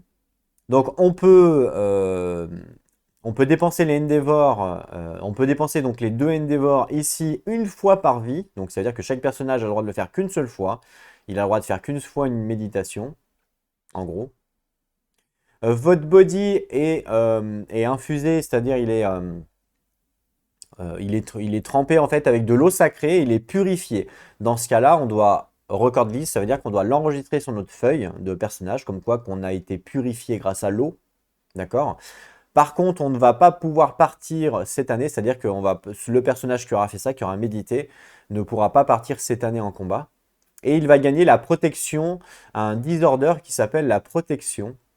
Et on va lancer un des 10. Si jamais il fait un 8+, il va gagner plus un permanent attribut de notre choix. Putain, c'est fort. Hein. Autrement, il gagne plus un permanent de force ou d'accuracy. Donc comme il y a un ou, je suppose que l'on choisit également. Putain, c'est fort aussi ça. Donc une fois par vie, en dépensant 2 Endeavor, alors, par contre ça coûte un peu cher de Endeavor effectivement, mais bon. Un personnage peut se purifier, pardon. Il va gagner un disorder qui est la protectrice, donc il va falloir qu'on voit qu'est-ce que c'est, donc on verra au moment où on le fait bien entendu, d'accord. Et on va lancer un 10, et évidemment sur un 8+, donc on n'a pas énormément de chances de le faire, mais bon. Sur un 8+, on va pouvoir gagner plus 1 où on veut, donc par exemple en luck, ça peut être sympa de gagner de la luck, carrément, je vous le dis. Ou alors plus 1 en force ou en accuracy. Même si on gagne le plus 1 en force, c'est déjà bien. Hein. Donc voilà, donc ça c'est les deux possibilités qu'on nous donne avec la poule sacrée, hein, c'est-à-dire le bassin sacré. Voilà, on peut se purifier hein, avec l'eau, bien entendu, c'est de l'eau sacrée. Et on peut aussi boire l'espèce d'huile qui est en surface pour faire des bébés. Voilà, donc ça c'est plutôt intéressant. Très bien, donc ça c'est les deux pouvoirs potentiels actuels de notre slettement. Hein, vous voyez, comme quoi que ça change quand même pas mal hein, par rapport aux autres campagnes, et ça c'est plutôt sympa. Ok, ça rapporte évidemment de nouvelles stratégies. Et on a un autre événement à faire, je vous rappelle, puisque on a dit hein, que dans cette campagne, on voulait pas jouer le lion, on jouait le gorme. Donc du coup, on a l'événement, alors comment que ça s'appelle l'événement Approaching Storm, hein, qu'on avait noté nous-mêmes. Donc d'ailleurs, ça on peut cocher. On a fait ça. Et là, on va faire Approaching Storm. Voilà. D'accord? Donc c'est parti, on va le faire. Hop là. Alors, Approaching Storm, je sais plus. C'est dans le livre, je pense, ouais. Donc, l'extension du Gorm, justement. Alors, le Gorm, ça va nous donner la même chose. On va lire un petit peu le fluff. On nous dit le Gorm, il parcourt d'énormes distances dans leur cycle de vie. Hein. C'est un peu les hippopotames dans le monde KDM, si on veut. Et ils façonnent les paysages avec leur énorme appétit et leur fonction corporelle excessive. Ouais, un peu comme les hippopotames en vrai. Le jeune Gorm erre dans les ténèbres, dévorant tout ce qui bouge. Ouais, ça donne pas envie de l'approcher. Et beaucoup de choses qui ne bougent pas. Petite humoriste. Pendant leur saison de reproduction, les Gorms plus âgés produisent des tempêtes dévastatrices. Ah ouais. L'ancien Gorm qui a vécu des centaines d'années lanterne fera une dernière marche solitaire vers l'ossuaire des Gorms pour mourir. Ok. Le Gorm est une proie volatile, mais la complexité de son anatomie peut débloquer de puissants outils pour la colonie. Voilà ce que l'on nous dit pour le Gorm. On verra évidemment à quoi ça ressemble, qu'est-ce que c'est exactement en temps voulu. Pour l'instant, on reste succinct, hein, forcément, c'est sympa. On verra à quoi ça représente. Je vous dis juste que ça ressemble un petit peu aux hippopotames, un petit peu à un hippopotame, mais vous allez voir qu'ils ont un peu une tête de bébé, entre guillemets, mais on n'a pas envie de leur faire des bisous. Et là, on nous explique également, évidemment, des règles spécifiques en rapport à ça. Par exemple, les règles ici de Gorm quand on va le combattre, haut le cœur, le bonus de flanc, on verra ça quand on le combattra, bien entendu, pour l'instant on ne va pas s'enquiquiner avec ça. Les équipements et les armures de Gorm, il y a évidemment des règles aussi spécialisées par rapport à ça, on verra ça également quand on le combattra.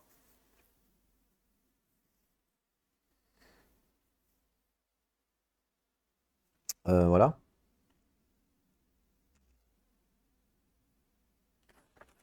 Et puis voilà, et donc là on doit faire, c'est quoi déjà l'événement? Storm machin là?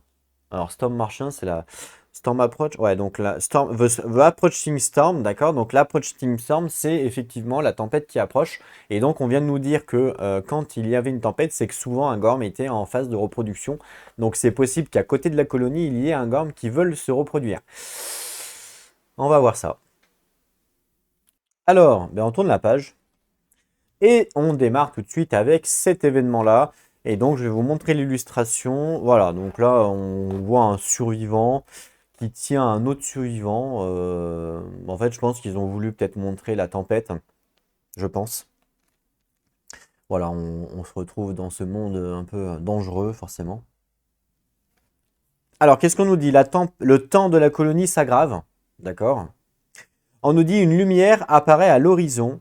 Dès son apparition, des masses de nuages s'approchent de la colonie, arrosant tout en permanence d'une pluie nauséabonde.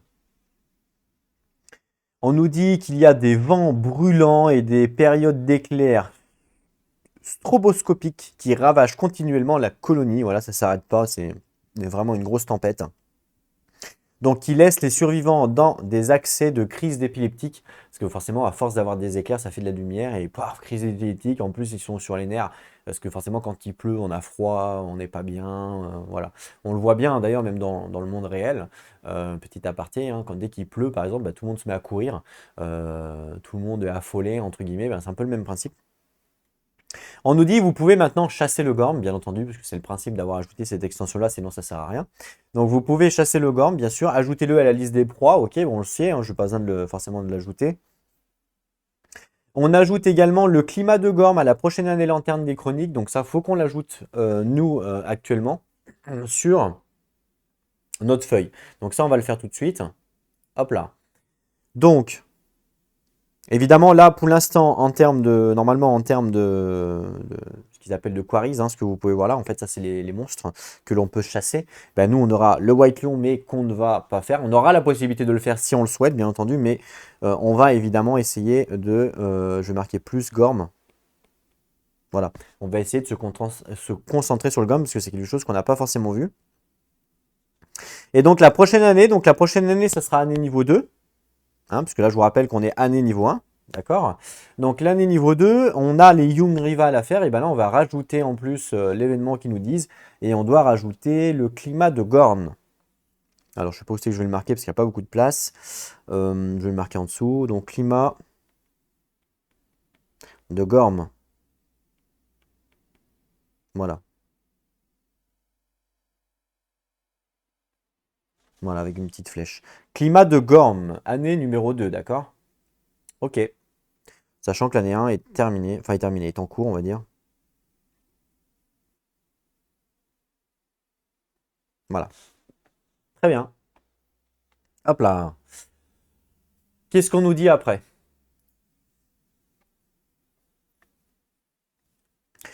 Désigner un survivant, il gagne plus 1 de folie pour braver la tempête. On doit désigner un survivant qui veut braver la tempête, c'est certainement lui, peut-être qu'on voit là. Alors je ne sais pas du tout qu'est-ce que ça va faire, si c'est positif ou négatif. On va choisir un survivant, peu importe, qui se dévoue, qui lève la main. Je sais pas, peu importe. Écoutez, on va peut-être, vu qu'on ne sait pas, une tempête, ça peut être dangereux, on ne sait pas trop Qu'est-ce qui nous attend? On va peut-être plutôt prendre un homme, parce que forcément, il faut essayer de protéger les femmes, parce que c'est elles qui donnent naissance. On va prendre, allez, au pif. Tout ça, ils sont tous pareils pour l'instant. Allez, Norigolo. Norigolo, on sait, il rigole zéro.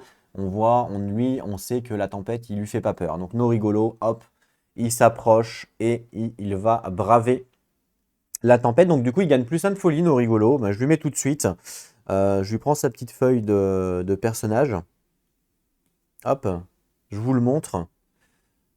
Colonie, hop là, Norigolo, voilà, il est ici, hein, j'ai fait sa feuille bien entendu. Et donc il va gagner plus 1 de folie. Donc la folie se note dans Brain ici. Et puis je vais noter simplement 1. Voilà, tout bête. Mais je vous le montre comme ça, vous savez de quoi l'on parle. Très bien. Donc là, après, on nous dit braver la tempête. Donc braver la tempête, il faut lancer un des 10. Ok. Donc Norigolo va lancer un des 10. C'est parti. Allez Norigolo, tu fais un truc de malade. Et ça, on aime. Tu rigoles 0 avec la tempête, attention. 9. C'est bien ça. 9 pour braver la tempête. Alors, 1, 2, 7, 7, 8, 9, 10. Donc c'est ici, braver la tempête. Le survivant résolu se tient face à la tempête qui s'approche, luttant contre les vents violents. Il rassemble la colonie pour construire un abri contre les tempêtes répugnantes. Ouais, il était très intelligent, Norigolo, puisqu'il a dit, allez les gars, vous avez vu la tempête, il faut peut-être se faire qu'on fasse un abri, sinon on est un petit peu dans le caca. Donc si la colonie n'a pas encore l'innovation hutte, elle la gagne. Et effectivement, on ne l'a pas. Donc, on la gagne. Super, Norigolo. Bravo, je te félicite. Alors là, bravo, Norigolo. Je vais aller la chercher. Je mets en pause. Je reviens tout de suite. Bah d'ailleurs, elle est dans le deck en fait. Elle est juste là. J'ai même pas besoin de. Normalement, elle doit être dans le deck. C'est Howell. Voilà, c'est Howell, c'est celle-là. Donc on construit une petite. On va la lire juste après. On nous dit après, les rescapés gagnent plus 1 de survie. Alors les rescapés, c'est pas n'importe qui. Les rescapés, c'est les 4 protagonistes qui sont revenus du lion. Donc eux gagnent plus 1 de survie. Je vais vérifier s'il n'y a pas d'erreur. Donc je vais prendre le livre anglais, d'accord, pour vérifier, parce que vu que c'est une traduction fan-made, on n'est pas à l'abri des erreurs. Donc c'est bien écrit Returning Survivor.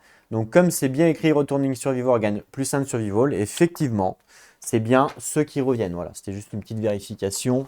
On ne sait jamais, ça peut arriver les erreurs, moi le premier. Donc là, ils vont gagner plus 1 de survie. Donc on a les 4 personnages, donc on va le faire ensemble.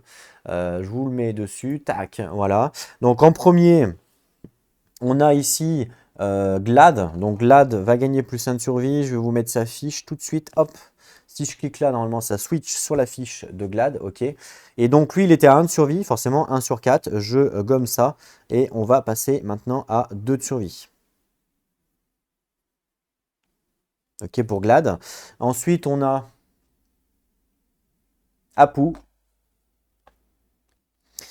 Apu qui est ici sur sa feuille. OK. 1 de survie également. On peut gommer. Et même chose, on lui met 2. Ensuite, on a derrière Sakan. Sakan. Vous voyez, je les fais défiler comme ça, hein, les personnages. Il y a toutes les feuilles, c'est plutôt sympa. À moins que Sakan ne soit pas là. Elle est là. Sakan, donc pareil, elle passe à 2.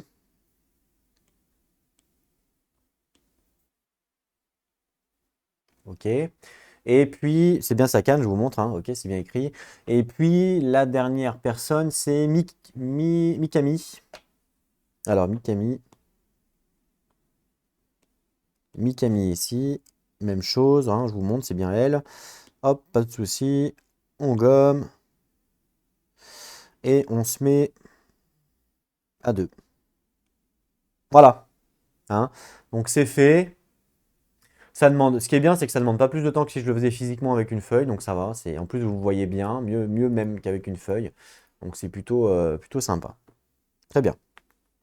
Voilà. Donc tous les survivants ont gagné plus 2 de survie. Enfin, plus 1 plutôt. D'accord? Donc ça, tout va bien. Et puis, voilà pour ça. On a bravé la tempête. Enfin, c'est surtout Norigolo qui a bravé la tempête, hein, parce que les autres ont pratiquement rien fait. Et on a gagné la hutte qu'on va tout de suite découvrir ensemble. donc qui est OWL, et OWL qui est une abri en fait, hein, tout simplement. Alors, donc OWL c'est notre nouveau abri, on pourrait appeler ça un taudis si vous le souhaitez, c'est notre foyer, mais bon c'est voilà, on débute forcément, on fait avec ce qu'on a. On nous dit donc la limite de survie gagne plus 1, donc on va encore avoir plus 1, donc du coup on n'est plus à 4 mais on va être à 5, d'accord. On nous dit la colonie accepte ce paysage cauchemardesque qui est sa maison en fait, hein. On voit, ça ressemble un peu à rien, en gros. Ben, la colonie accepte que c'est leur maison, malgré le fait que c'est un peu dégueulasse. Donc voilà, en fait, c'est ce qu'on nous dit. Les departing survivants, donc tous les survivants qui vont partir quand ils vont chasser, ils vont gagner plus 1 de survie en plus. Donc ça, c'est plutôt bien. Et en plus de ça, le fait qu'on ait débloqué cette innovation, qu'on ait construit ça dans notre colonie, eh ben, on va pouvoir ajouter maintenant toutes les conséquences qui sont liées justement euh, à ça, donc à l'OL. Toutes les conséquences, et donc on va regarder, donc ça on l'a débloqué, hop, avec le langage, je le mets là, et je vais devoir chercher toutes les conséquences. Alors j'ai un petit tableau hein, qui m'indique les cartes que je dois prendre, c'est plus facile que de chercher un par un, donc ça c'est moi qui l'ai fait personnel. Je vais prendre un petit stylo. Mais remarque, maintenant que j'ai la tablette, je pourrais le mettre sur la tablette pour compléter mon truc. C'est vrai que j'ai pas pensé, je pourrais le faire. Au lieu de l'avoir en physique, c'est même plus simple. Je vais chercher quand même un stylo qui s'efface pas. Lui, il s'efface, ça va pas. Il me faut un permanent. Alors, permanent stylo. J'en ai pas. Ça, c'est un permanent? Non. J'ai pas de stylo permanent. Ok, ok. Si, celui-là. Permanent. Ok. Vous allez me dire, ouais, mais si tu fais permanent, ça va plus s'effacer. Bah si. Parce qu'en fait, j'efface avec de l'alcool. Et oui, parce qu'en fait, c'est une sleeve, hein, tout simplement. Ça, c'est une sleeve. Donc, le fait d'écrire avec un permanent, ça s'effacera pas. Par contre, si vous voulez l'effacer, une petite astuce que je vous donne, vous utilisez du gel hydroalcoolique. Ça marche avec un petit coton de tige ou un petit sopalin. Donc, moi, ce que je fais, c'est que j'achète une petite bonbonne comme ça de gel hydroalcoolique. Voilà. Hein, et vous en mettez dessus avec un petit sopalin et vous effacez. Donc, je fais ça à chaque fois. Ça reste propre. Et au moins, ça part pas quand j'efface avec les stylos qui s'effacent à sec. C'est un peu chiant ça. Donc là, nous, on a le langage. D'accord, le langage, on l'a, il est coché hein, déjà. Et on va cocher OWL. Hop, donc on le colorie.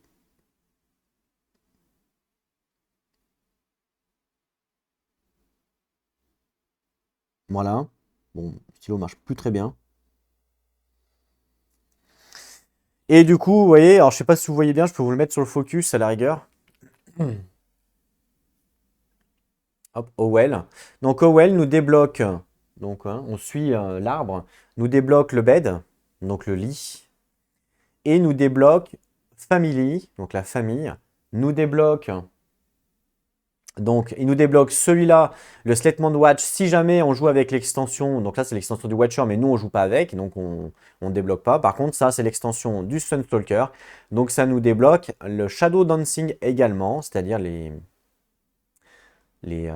les ombres qui dansent, et ça nous débloque partnership. Voilà, donc en fait là, il faut que je récupère dans le deck 1, 2, 3, 4 cartes que on va mélanger dans le deck. D'accord? C'est pour ça que j'ai fait ça, c'est plus facile pour récupérer les cartes, parce que sinon c'est galère. Ce que je fais, c'est que je mets en pause pour récupérer les cartes et je reviens tout de suite.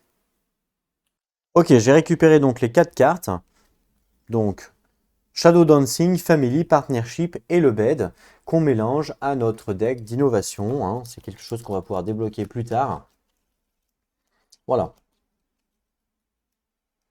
Ok.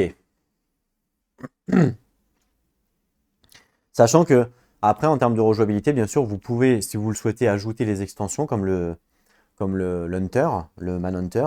Et si vous le débloquez, ben, ça va vous faire de nouvelles attributions en termes de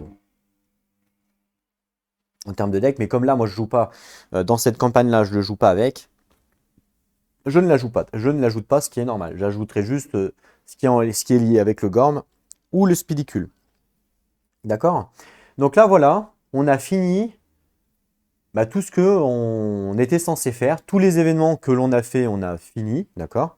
Donc là, après, on doit faire l'update dev count ici. Sauf que là, on n'a pas d'update dev count. Ok? Donc ça, c'est notre ressource que l'on a. Ensuite, à côté, on doit faire les milestones, mais même chose. on n'a pas de Millenstone. Alors les Millenstone, c'est justement la mort, les trucs comme ça. Donc si on regarde sur notre feuille de colonie, par exemple, hop, colonie, alors, colonie, ici, d'accord. Les Millenstones sont marqués ici, hein, voilà. Donc par exemple, la première fois qu'il y a un mort, on va devoir faire quelque chose. La population, quand elle arrive à 15, ah, c'est bientôt, on est à 14. Donc ce qui veut dire que si on arrive à avoir un bébé, on passe à 15, et ben on va devoir faire le principe société. Hein. Si on arrive à 8 innovations, ce qui n'est pas le cas, on est à 2 pour l'instant. Si évidemment on arrive à 0 et si on perd contre une Némésis, on a le game over. Donc vous voyez, donc là on se rapproche un petit peu du population 15. Donc ça peut peut-être nous aider de passer un cap ou pas. On va voir si effectivement on veut faire un bébé. Parce que c'est vrai que ça coûte quand même assez cher, on va voir. C'est suivant aussi les ressources que l'on a, parce qu'il faut penser aussi à l'avenir, hein, bien entendu. D'accord. Donc ça, on a ça. Je ne sais pas si j'ai mis la survival limite. On va recalculer ensemble. Donc, on avait 1 de base, plus 1 avec le game over, donc ça fait 2. Plus 1 avec celle-là, ça fait 3. 4 avec la survie du plus fort, 4. Et 5 avec le sun langage. Donc là, on a 5 en vrai. Donc je ne l'ai pas mis sur la colonie. Donc je vais le mettre. On va le mettre ensemble. Parce que sinon, après, on va oublier. Donc là, on était à 4. Et bien là, pour le coup, on passe à 5 maintenant. Voilà, on est à 5. Ce qui est énorme sur une première année. Hein. Je crois que c'est la première fois que j'ai autant sur une première année. Mais c'est aussi le fait que comme on a eu des game over, trucs comme ça, forcément, ça aide. Hein. Plus on joue, plus on a cette facilité. Ok, voilà. Donc là, maintenant, on a fait ça. Et après, on a le développement. Hop, donc ici, on va pouvoir développer tous nos personnages, tout ce que l'on fait, sachant que pour l'instant, en termes de stuff, forcément, on a rien, on est pratiquement à poil, on a juste le cache-pot hein, que tout le monde a, donc le cloth hein, ici, donc ça, c'est le cache-pot que l'on a. Donc déjà, ce que je vais faire, c'est que je vais tirer les ressources que l'on a gagnées ensemble. Donc j'avais un Skulls déjà, hein, donc ça, c'est un Bones. Et quand on détruit le lion, on a 4 ressources basiques plus 4 ressources de lion. D'accord. Donc ça, j'ai voulu le faire avec vous. Je voulais pas, à la fin du combat, je ne l'ai pas fait. Donc je mélange et puis comme ça, on va pouvoir découvrir ensemble qu'est-ce que l'on a gagné. Sachant que je vous rappelle que j'avais le terrain, donc j'avais le corps, et que le corps m'avait donné une ressource supplémentaire. Donc du coup, ça ne me fait pas 4 ressources, mais ça me fait 5 ressources. D'accord. Donc là, je gagne ma ressource pour le corps et 4 ressources pour mon combat contre le lion. Donc 1, 2, 3, 4. Voilà, donc ça, ok. Et on a aussi 4 ressources du lion, du coup, parce que le prologue, c'est obligé que ce soit un lion. On est obligé de se taper le lion, mais c'est pas grave, parce qu'après, on partira sur le gorme. Et puis on verra qu'est-ce qu'il nous propose, le gorme, je sais pas. Je sais plus si j'ai déjà fait le gorme. Je crois que je l'ai fait une fois, mais pas plus. Donc je dois découvrir encore avec vous. Si je crois que je l'ai fait une fois, et je suis même pas sûr encore de l'avoir fait. 1, 2, 3, 4. Voilà. Donc ça, c'est les ressources que l'on a ramenées suite à notre prologue. On va les découvrir ensemble. On a déjà un Bone Skulls qui peut être très utile. D'accord. On a les 4 Endeavor. Allez, c'est parti. Première carte, on va faire comme dans Pokémon. On va les mettre derrière et on va commencer par les basiques ressources. Attention, hop là. On a un Broken Lantern, c'est un scrap. Donc ça, c'est pas ouf.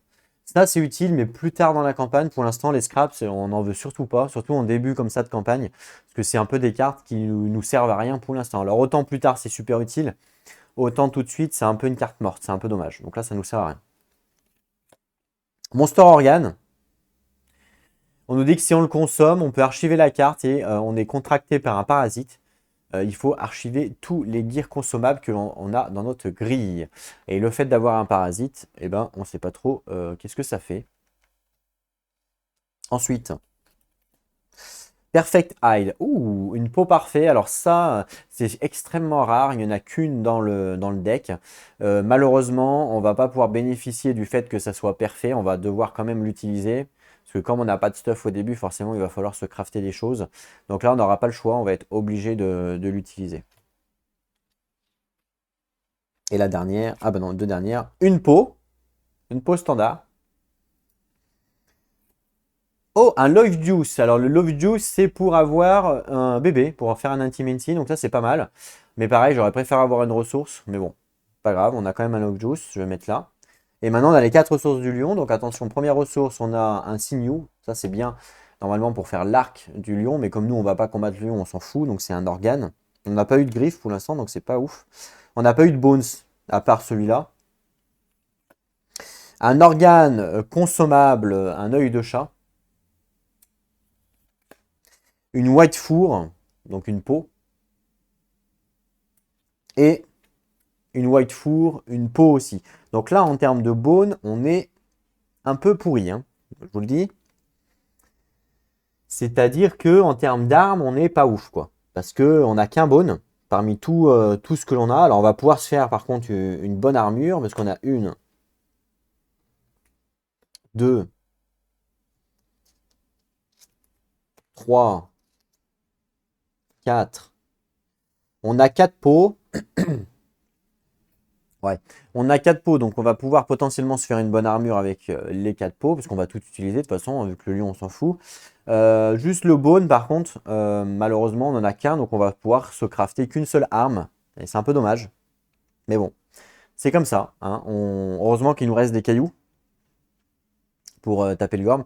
Et heureusement aussi qu'on a cette capacité de force accrue qui va aussi nous aider. Donc évidemment rien n'est joué, hein, bien entendu. On va voir, on va peut-être faire un love juice pour avoir 15. Si on arrive à avoir 15 en population, on peut aussi débloquer peut-être le nouveau truc. Ouais. Donc voilà à peu près les ressources que l'on a. Donc il va falloir qu'on débloque des choses. Ouais, c'est vrai qu'on n'a pas eu beaucoup de bones, c'est un peu dommage, mais bon, c'est comme ça. Ce que je vous propose, c'est qu'on arrête ce premier épisode-là. On est déjà quand même à pas mal de vidéos.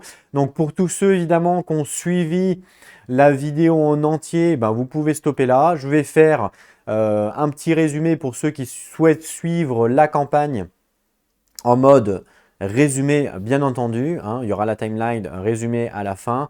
Voilà, donc pour ceux si vous voulez pas réécouter ce que je vais dire forcément, eh ben, ça sert à rien d'écouter le résumé. Donc pour ceux qui suivent la campagne entièrement ou en mode parcimonie, bon ben voilà, je vous dis à bientôt. Pour ceux qui suivent la campagne que par petits bouts, ben, c'est à ce moment-là. Ok?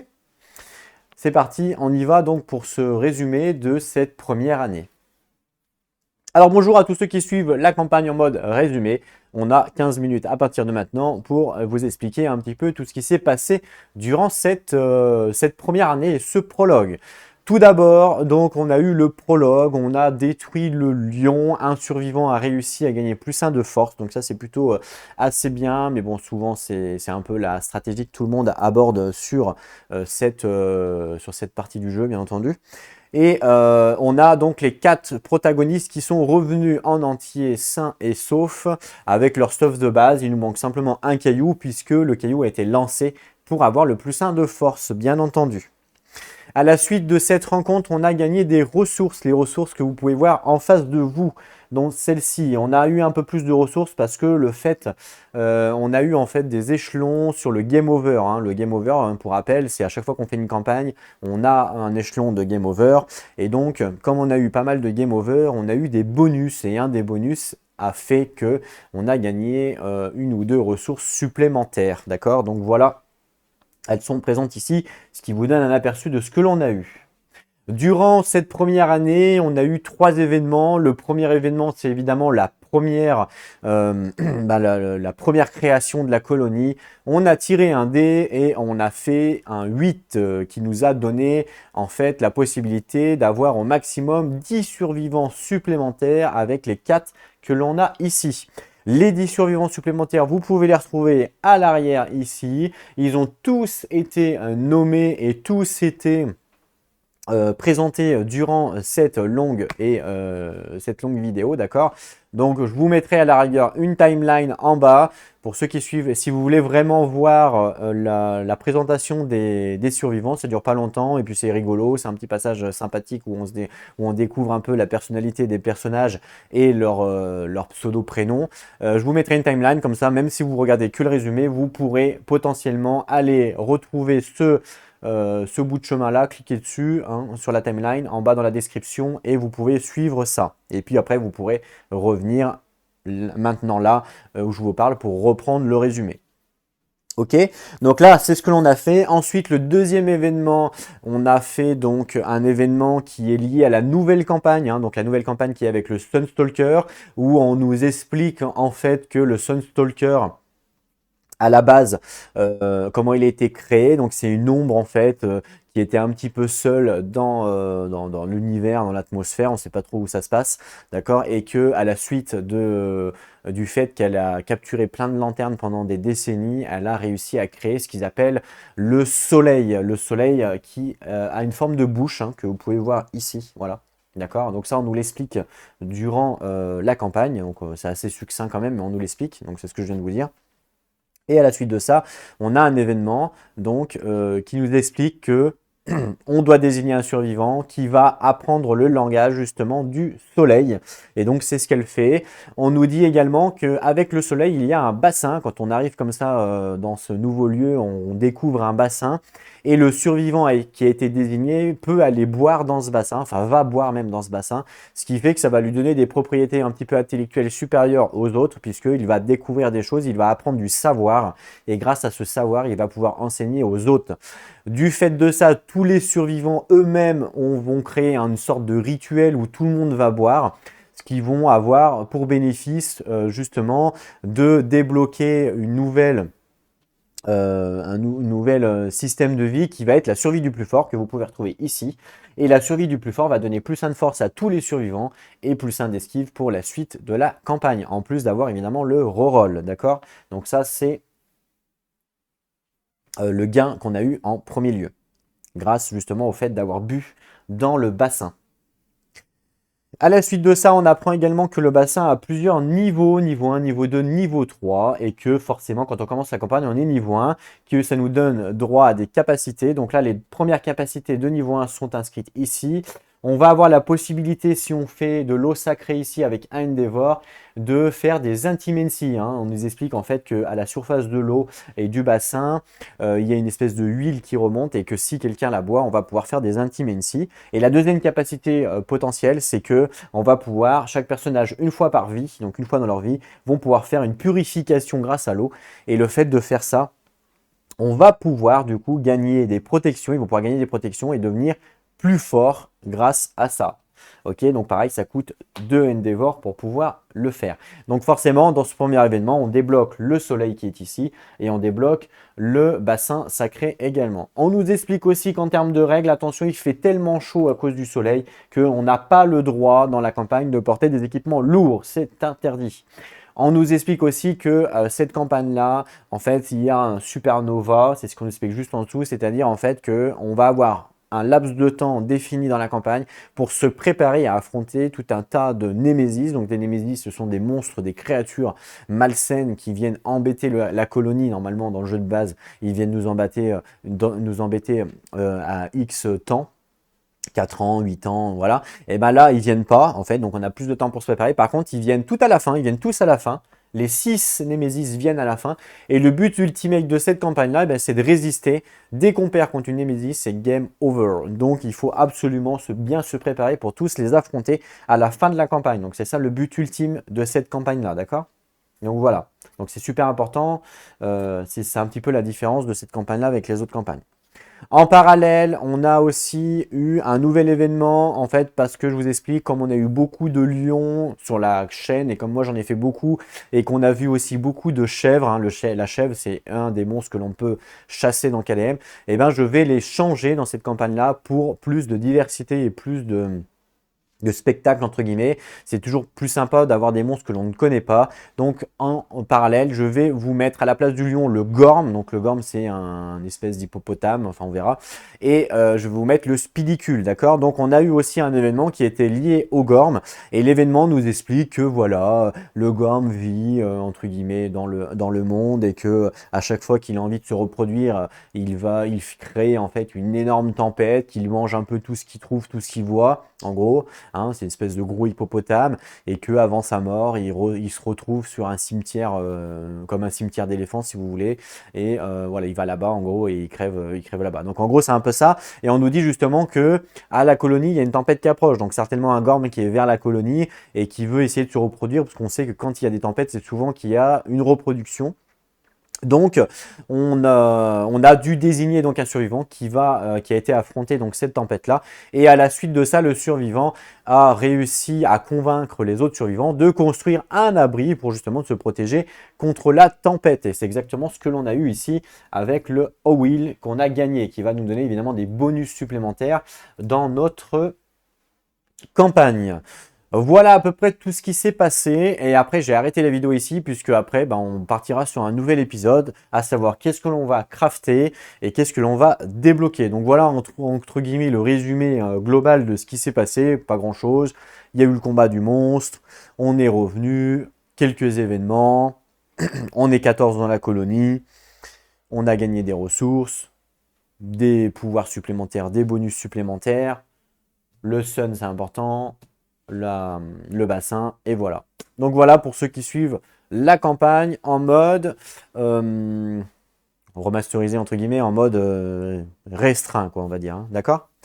Je vous remercie à tous d'avoir regardé, on se retrouve donc très bientôt pour une nouvelle vidéo. En attendant, prenez soin de vous et n'oubliez pas, jouez à vos jeux. Allez, à plus tout le monde.